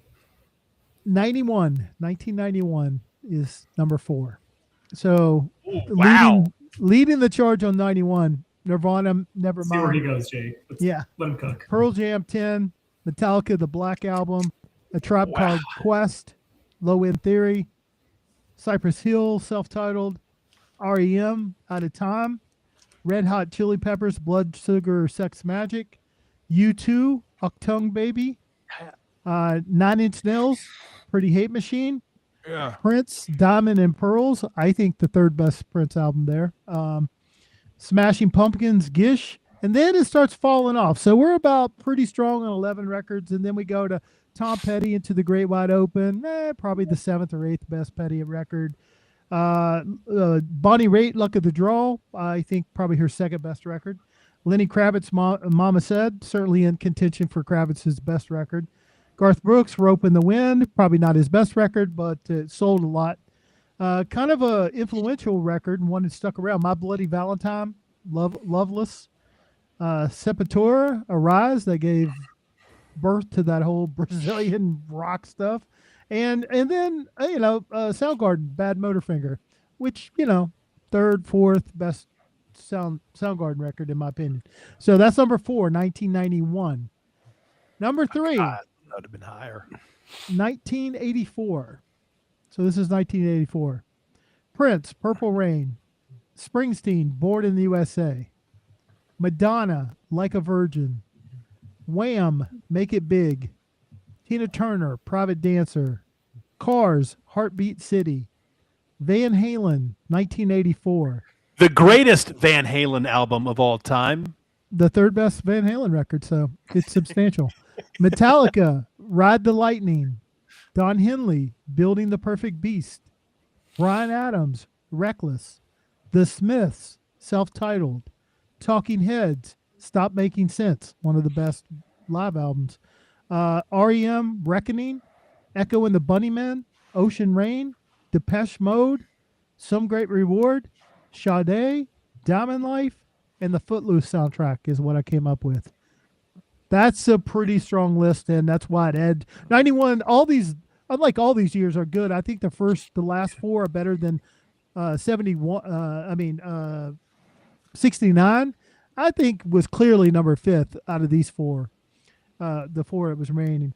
All right, so that was a good year. And 84 also had a spillover of Thriller into 84, so that was out there still in 84. Every Breath You Take was Song of the Year. Yeah. Did Synchronicity come out in 83 though? I think 83. Yeah. So and I did cut records that actually were not released in the calendar year, even though sometimes their popularity was into the next year. Okay, year number 2. Any guesses here on year number 2? I think you're gonna say 1994 just to upset us. Number 2. I want to say 75. Is 1994. Okay, 94 is on there. There you go. All right.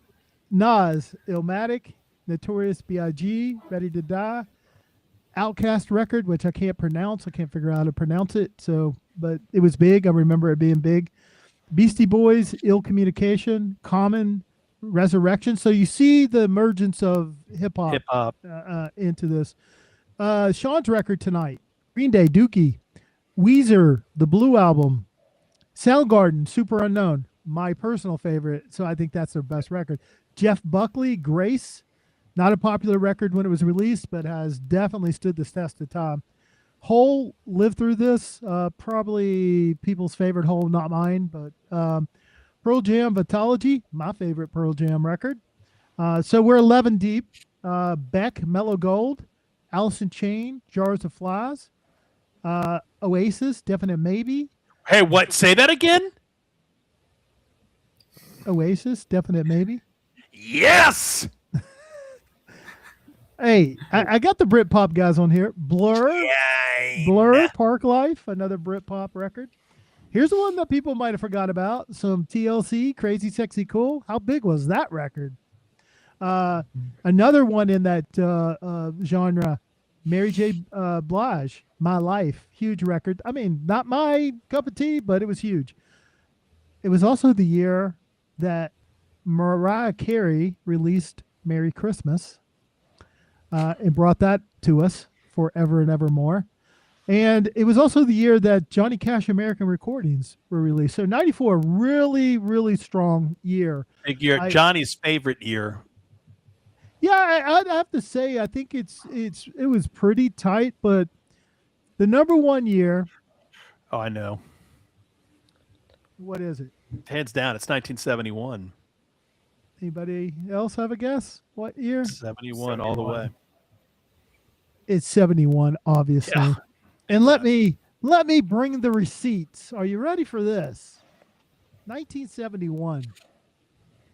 And I'm not biased on this because I was only 6 years old in 1971, so I wasn't listening to rock. Led Zeppelin 4.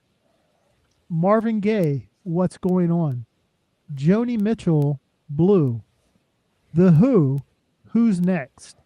The Rolling Stones, Sticky Fingers. And you can see the weight of some of these. They are either their best album or in the argument to be their best album. Yeah. David Bowie, Hunky Dory. Carole King, Tapestry. Yes, Fragile. Sly and the Family Stone, There's a Riot Going On. Jethro Tull, Aqualung. The Doors, L.A. Woman. Janet Joplin, Pearl. Elton John, Madman Across the Water. Allman Brothers, At Fillmore East. Harry Nilsson, Nilsson Schmilsson. T-Rex, Electric Warrior. Nick Drake, Brighter Lighter. Van Morrison, Tupelo Honey. Isaac Hayes, the Shaft soundtrack. Neil Young, After the Gold Rush. John Lennon, Imagine. And then Rod Stewart with Every Picture Tells a Story. And if you don't remember, that's where we got Maggie May, right? So, right, Maggie May's Every Picture Tells a Story? I think so. So that is, at least with 20 of those, just... not just we got a album by a great band, we got a great album by these bands. Some of them ended up just a lot of these are in the top 100 on anybody's list. So in the end, it was just as I kept looking at these, 1991 I think won going away in my opinion. So if you're looking for a year here, Adam. Stacy's just like, so what do you think of all the music the last 31 years? Well, I'm going to give you, well, I can cut it down to 25. Honorable mention, 1986, 1997, 2000, 1977, and 1967. I'm just not impressed.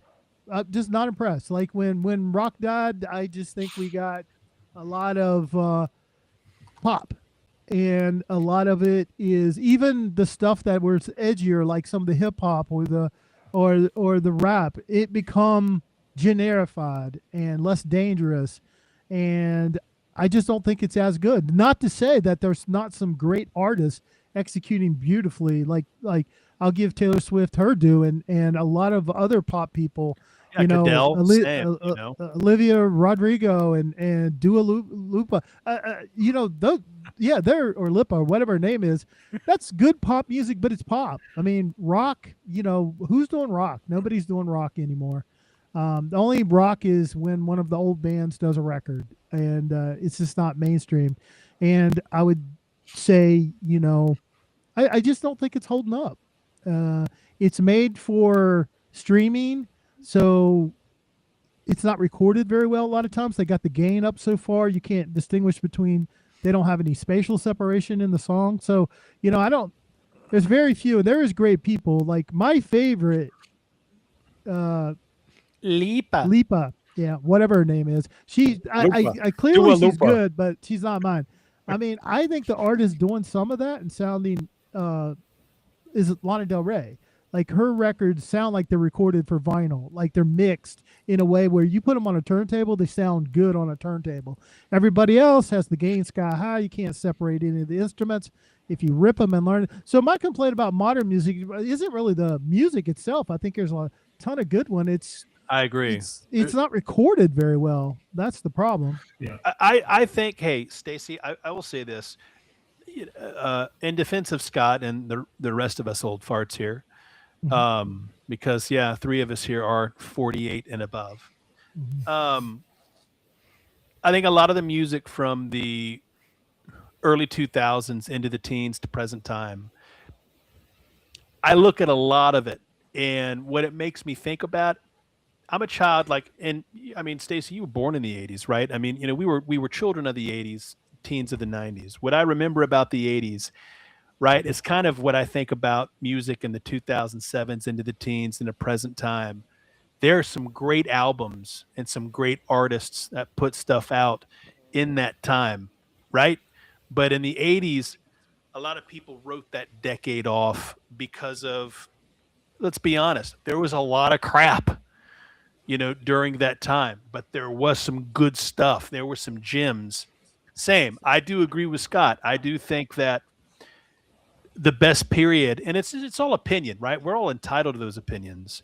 But I think that when you think about the creativity aspect of it, and you take rock and roll, and you think about hip hop and, bubblegum rock and all the stuff where we're at now, that all originated and came from somewhere. I think the greatest era of music really is the 60s and 70s, when it's hard to duplicate that with a lot of the stuff today. And I think you did nail it, Scott, as far as the way music is kind of produced these days compared to what it was. Yeah, there is some stuff that's kind of hard to listen to compared to a lot of the stuff that you mentioned.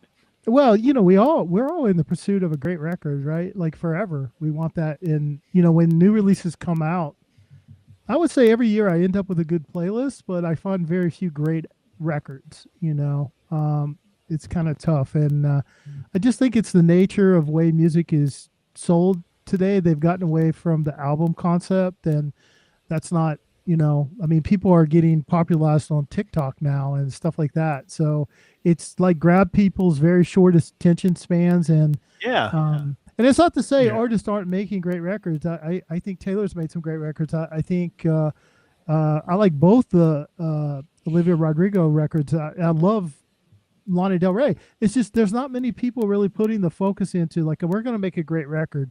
I wish they would. I would love to have more great records, and it's not necessarily inherent age bias, because yes, I'm an old guy, but I'm always looking for great music, and I'm never not willing to listen to it. And I'm going to back you up on this, Scott, because I even though we love to fight one another, I will defend you on this, because I will say that of the 3 of us, right, you are the one consistent source that always pulls music that is actually more present time, right, than a lot of the old stuff. You know me, right? I'm a 90s guy, 60s, 70s guy, and I will pull into some of the early 2000s.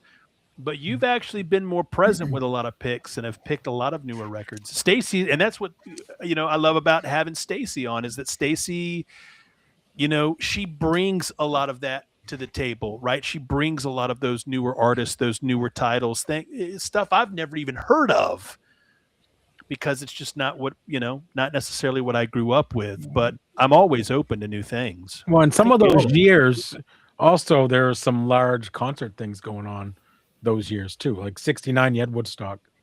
I mean, 84, I think you had the Jackson victory tour with all the Jacksons. But there's a big concert things going on at the time. In 1971, though, there is just stacked. It's just stacked. I think that's probably going to be on almost everybody's top one, probably, or two. Yeah. Yeah, when you look at it, like, I don't think it's the worst time in music, because I think you can always find good music in any period. It's just which periods do you have the greatest concentration? I will say there's two periods that I have more disdain for than anything modern, and that was the disco period and the hair metal period. I think those were the weakest periods of music. I think music today is stronger than those periods, but usually it don't last, and eventually there's some kind of cultural musical revolution that brings somebody to us that we didn't know we needed. So I think we're in that period. We're waiting on that movement to take it in a direction that is more album oriented, more, I won't say audiophile, but like taking in these CDs that you Live can Aid buy was now, 85, and look at the wave file. It's like a brick wall. Like there's no opportunity for dynamic range there.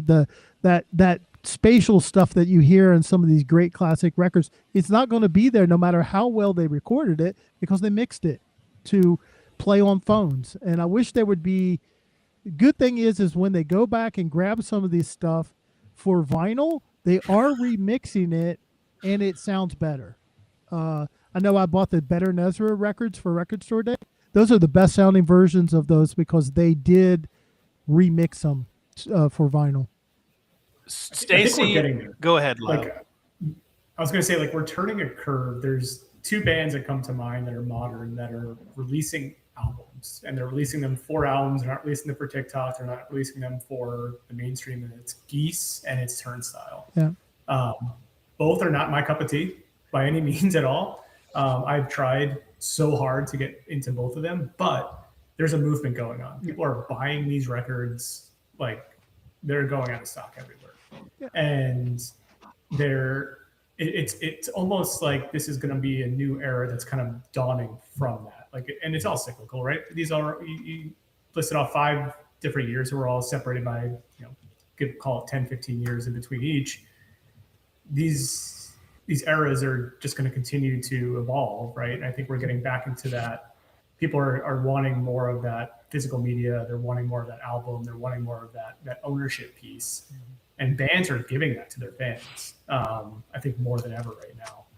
Yeah, those two bands you mentioned, I've been reading about them too. As a matter of fact, I saw Geese mentioned 4 different times in 1 week. I was like, okay, I got to go listen to these guys. And because I was talking about it and I was showing you guys, because it was the #1 album on one of the charts for last year. Yeah. And also Geese Getting Killed. I think Trin even said that he doesn't like their other stuff, but he really likes this album. Mm-hmm. So give that one a try, and you might like it. Hey, Stacy, I'll tell you something. You might appreciate this, but this was an album that I was at the record store a week ago, I think, and I actually thought of you when I heard this and bought it, and I was like, I'm gonna next time I talk to Stacy, I'm gonna bring this up to her and see if she's familiar with this artist. Are you familiar with James K? Because what I bought is I got this James K album. It's called Friend.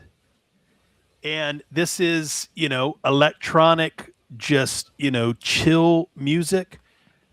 Not something that you would see a lot of that I would have. But man, when I was looking for records, they had this playing. This is the second time I've gone in and there's been an album previewed, and it was something about this record. I listened to it and I was like, man, this damn thing it's taken me somewhere. It's awesome. If you don't have this, get it. James K. Friend is what it's called. Get it, listen to it. Let me know what you think. But I absolutely thought about you. I thought of you when I heard this. It was like, dude, I got to get this, listen to it. I got to mention it to. So you guys, we've heard from Stacy how she feels about this list. What about you guys? Do you agree, disagree? Put it in the chat. Well, I saw Chris I saw Chris put something in the chat that I agree with too. Like, there's a lot of great music being put on albums by independent artists and independent labels. Mm-hmm. And I think that's also, you know, we look at 1969, 71, 74, the record labels in the 90s, Sub Pop, like they had an incentive to put out these labels. They had, or incentive to put out these records. These artists and these labels were tied at the hip. And now the prerogative of these labels is to get as much out there as possible, to get the streaming numbers up as high as possible, get the next thing out as fast as possible.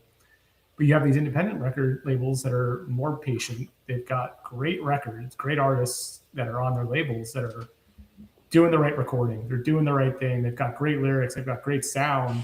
And it's just trying to find them. Like, you know, the record you just showed, Jake, I've never heard of them. I'm sure. But I'm always, again, and right? I'm sure it sounds awesome.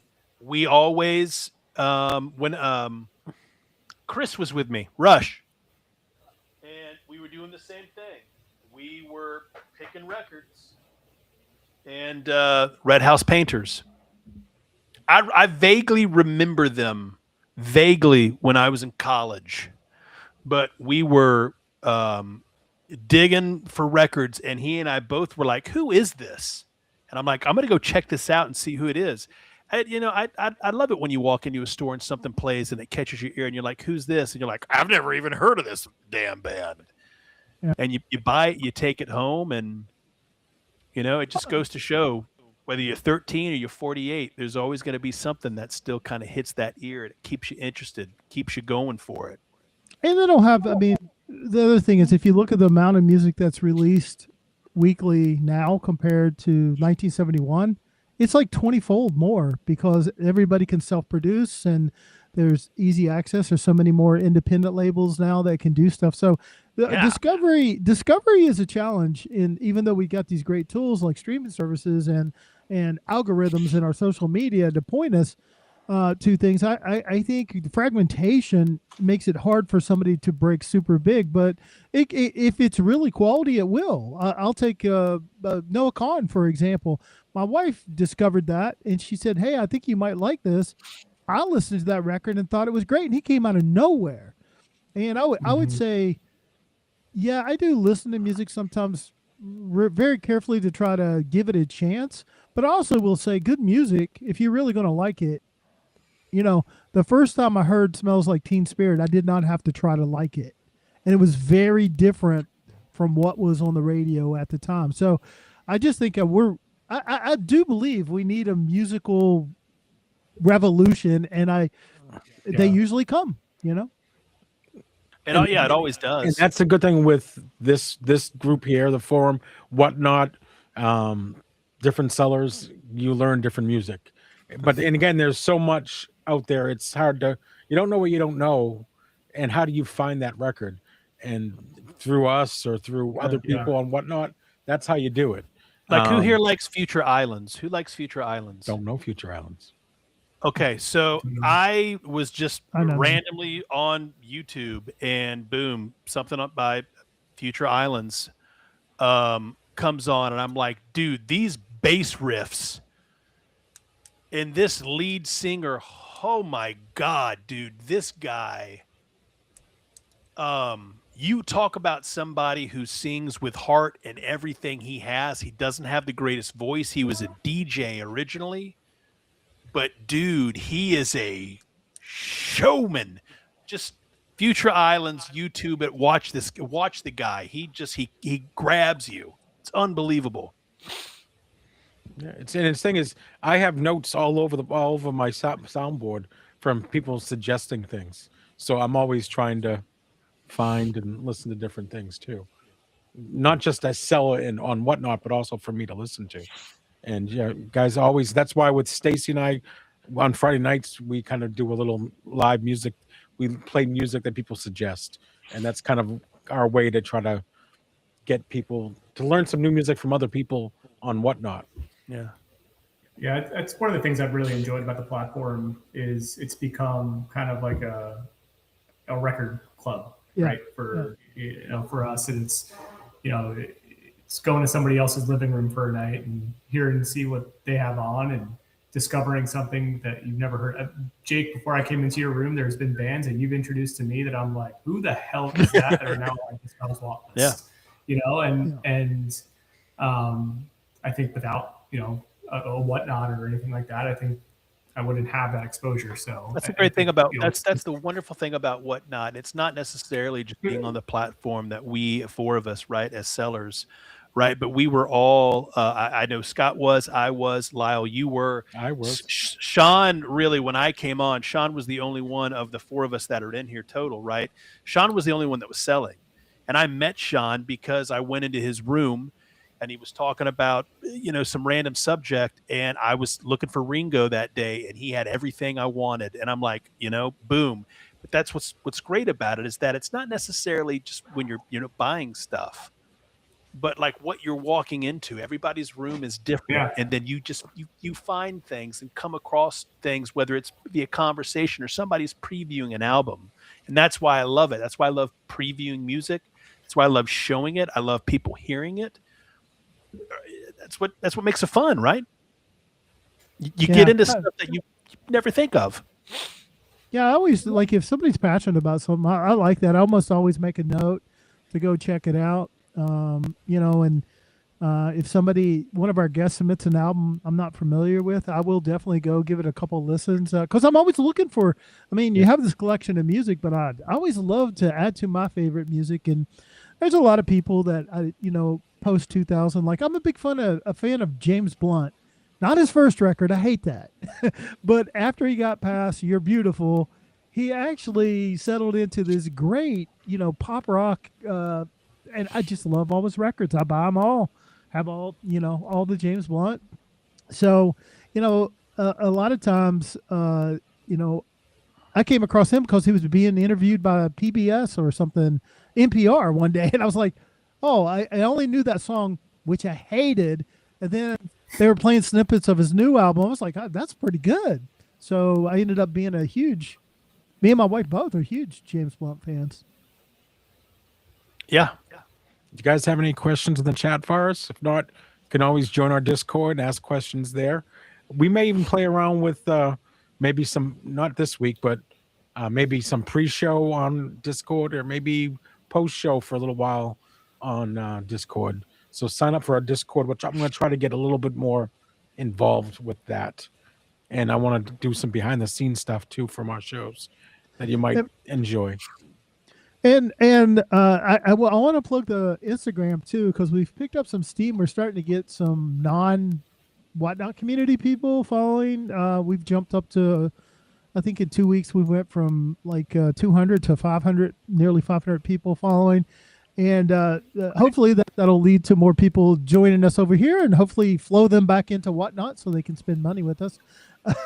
But the great thing over there is, like, if you want to see more details about these albums that we present, every post, there's a couple a day usually, it'll talk about an album and it'll have all these details in there. So Instagram's the main thing we're doing. Stacey, right we now. do not want to talk about that. On the wall. Yeah. So we're in painful. Lyle's office. So Lyle has how he wants to present himself professionally. Definitely wants to rub it in the Boston people's face with that picture. I've got my my Pebble Beach trip kind of memorialized, some golf pencils that you can kind of see up there. My 1986 Mets, my 2005 Mets. One thing we haven't talked about, right, is Sean's take on the fact that Bill Belichick, not a first ballot Hall of Famer. Oh, he is, but that it's just a mistake. They should just. No, it's not a mistake. It's a message. It's not. It's a message. They're Could like, be a message. It's a message. big time. It's a message from who? Because every team does it. I don't want to hear it. The media. Jets- He was never good. To Well, media. it's not just Spygate and Deflategate, right? But just always being standoffish and just throwing the media off, and they just basically were like, "Hey, man, this is what we think." He doesn't disclose anything. That's the way it should be. You know. Well, they're the voters, and so now they get their say. I think It doesn't matter either way. It's more the notion. Nobody likes perennial winners. That's just like, that's anti-American. He won with the Always, Giants, man. too. That's right, Scott. They build you up, just to Yeah, break you tear you down, down. man. Happens He has to a the Super great. Bowl ring with the Giants also. So He has two with the Giants, He's got but two with the Giants. Two. he will be in next year. They're Yeah, just it's saying not- you're not bigger than football, and there's a price to pay. It's not like the steroid people who never got in. He will get in next year. Oh, yeah. This is just a I'm not one worried about time, like, you know what? We're going to make you pay just a little bit for some of those tactics. We you should, have. maybe one day we'll talk about it before show, but definitely should be a baseball talk, especially with the juice era. Look, man, more players than you think of. Everybody was juicing during that time frame, and the way that I look at it, steroids doesn't, in my opinion, it doesn't improve your hand-eye coordination. It made Barry Bonds more of a jerk. Barry Bonds' head grew, right? I love the steroid era. Right. I thought it was the most But fun it's baseball. like It was fun, everybody was doing it, man. So it's like the way I look at it, whether you taking steroids or not. If I were voting, don't care. Clemens is in, Bonds is in, Pete Rose is in. I don't care about his betting scandals as a manager. I care about what he did as a player. But there's a lot of other stuff he did that kind of kept.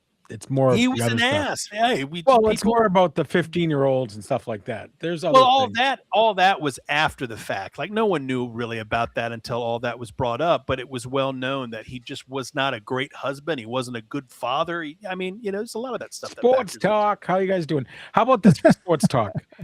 Yeah, You guys, you don't have to do it in the chat today, but think about the halftime shows. What are your favorite halftime shows? If we're gonna talk sports, let's keep it music related. And Springsteen's. okay, music related, sure. Best NBA Super Bowl He said Super Bowl, Jake. halftime show. I was going to go Carl Lewis. By far one of the greatest renditions. Lyle knows. YouTube that. It was something. I mean, I think Prince was probably the best. Prince and Whitney. I don't know if I remember Whitney, but Prince was amazing. I thought Gaga did a good job. Who? She came down from this Gaga. Didn't she come down? I thought her show was great too. Who, Scott? Lady Gaga. Well, I think they're kind of all been I've never great. been It's just a not big necessarily Gaga our fan. genre. Not necessarily our genre. Yeah, of I've what was never being- been a big Gaga fan. Like I look at Lady Gaga. Hey, again, give her props. Very, very talented. But Up with people. but we have What was that? we have 70s, Madonna. We 80s? got Madonna. Yeah, you have the nip slip. Yeah, you have all kinds of stuff. But I will say the Huey Lewis sports album has nothing to do with sports, and I will die on that hill. that is true. Right. Probably right. Way to keep it sports related. But and this year we get music related. Bad Bunny and Green Day. Green Day is going to be making an appearance too, right? Yeah, Green Day opens it. Yeah. They're doing I guess beforehand. Yeah. So we got Green Day and we got Bad Bunny, and we'll see. Next week we're going to do sports talk. We're going to talk about the steroid era, who we feel should be in the hall and out. Well, you said everybody, Jake. I just want to point out my favorite player of that era did not. And if he did, he would have ridiculous stats. Ken Griffey Jr. I think Ken played clean. I think he was clean. Yeah, but here's the other thing. You have to remember, Scott, the reason why is that he was hurt a lot. His injuries kept his numbers down. Otherwise, I think Ken Griffey would be probably all-time home runs. All right. So Never choose to stay healthy. So if there's no questions, guys, I guess we're gonna kind of tie it up and. Unless y'all want to talk sports, we're here. well, we want to thank Lyle again. Like I said, he got the last minute Absolutely. sub in, and he agreed to do it. So thank you, Lyle. And Thank you guys. I think most of you know lhoff. If you're not, he's selling on Whatnot now. So go check his shows out. Really good guy, and I don't think I bought a record. I always go into his shows going, "Oh, I didn't know you sold on here." Every week, every time. every week. Or Here's Shark with his or you'll go into Mike and VC and be like, "Hey, what's your favorite song on that album?" Oh, Shark. Yeah, You know. all of them. You know. Well, Stacy's remotely producing us here, so she wants to know who's next week's guest, and we'll announce the top 5 for next week. So next week is the 5th, right? So Is Johnny back? Johnny is back. So Johnny's doing a short turnaround for us because he is available. We had some shuffling of dates. Originally, we had Chris Rush Records was going to do it, and he had a different commitment. So Johnny's going to fill that slot and come back, and he's also going to do the top albums that need a vinyl pressing, and so that's going to be next I like week. that. I like that. And, I like that. yeah, that'll be an interesting discussion. And then on the 12th, we have Vinyl Canyon. Janet's going to join us, and Sean is going to do the top 5 Elton John records. Floyd, I might be. I might be on in the morning. Chris, just want to let you know I did present the letter early on in the show, front to back. I can read. My eyes are okay. It's rude. All right. I think that's it, guys. I think that is it. Appreciate you, chat. It was Thank you, fun. guys. Lively discussion.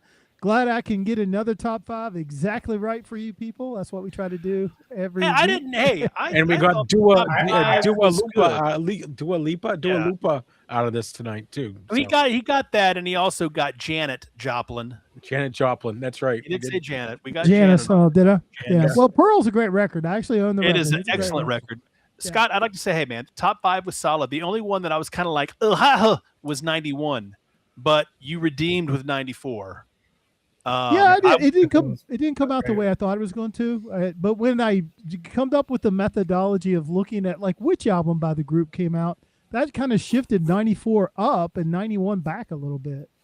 But I don't know, like if I don't know, maybe if I would have done it, would I have gone that, was your route the way to do it? Or like, would you have taken it and based it off of overall album sales? Would that count? But then again, I mean, you could think Taylor Swift 1989. Stacy, how many copies did that sell? That one record alone would have put one of those years.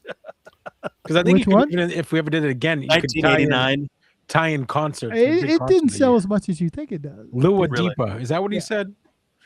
Did you have 67 in honorable mentions? We got Janet Joplin, Lua Deepa. I got to go back and watch it now. We got to make a list now. I'm gonna. I knew I didn't know how to say her name because I've never said it, but we need a I haven't blooper listened to reels. her music. I thought, oh, that's good pop music, but Dua Lipa. Of that genre, Sabrina, I've listened to all that. Definitely, Olivia Rodrigo is my favorite. I think she rocks the hardest of all of them. Lua Deepa. Why does she got blonde highlights now? She should stay black hair, dark hair. Lower, deeper. Whatever she wants to do, she can do. I'm fine with that. All right, guys. I want to thank you guys, and you guys have a great weekend. Stay safe. Hope you finish shoveling and all that crap. And we'll see you next week, guys. Thank you. Yeah, take care, everyone. Bye. Take care.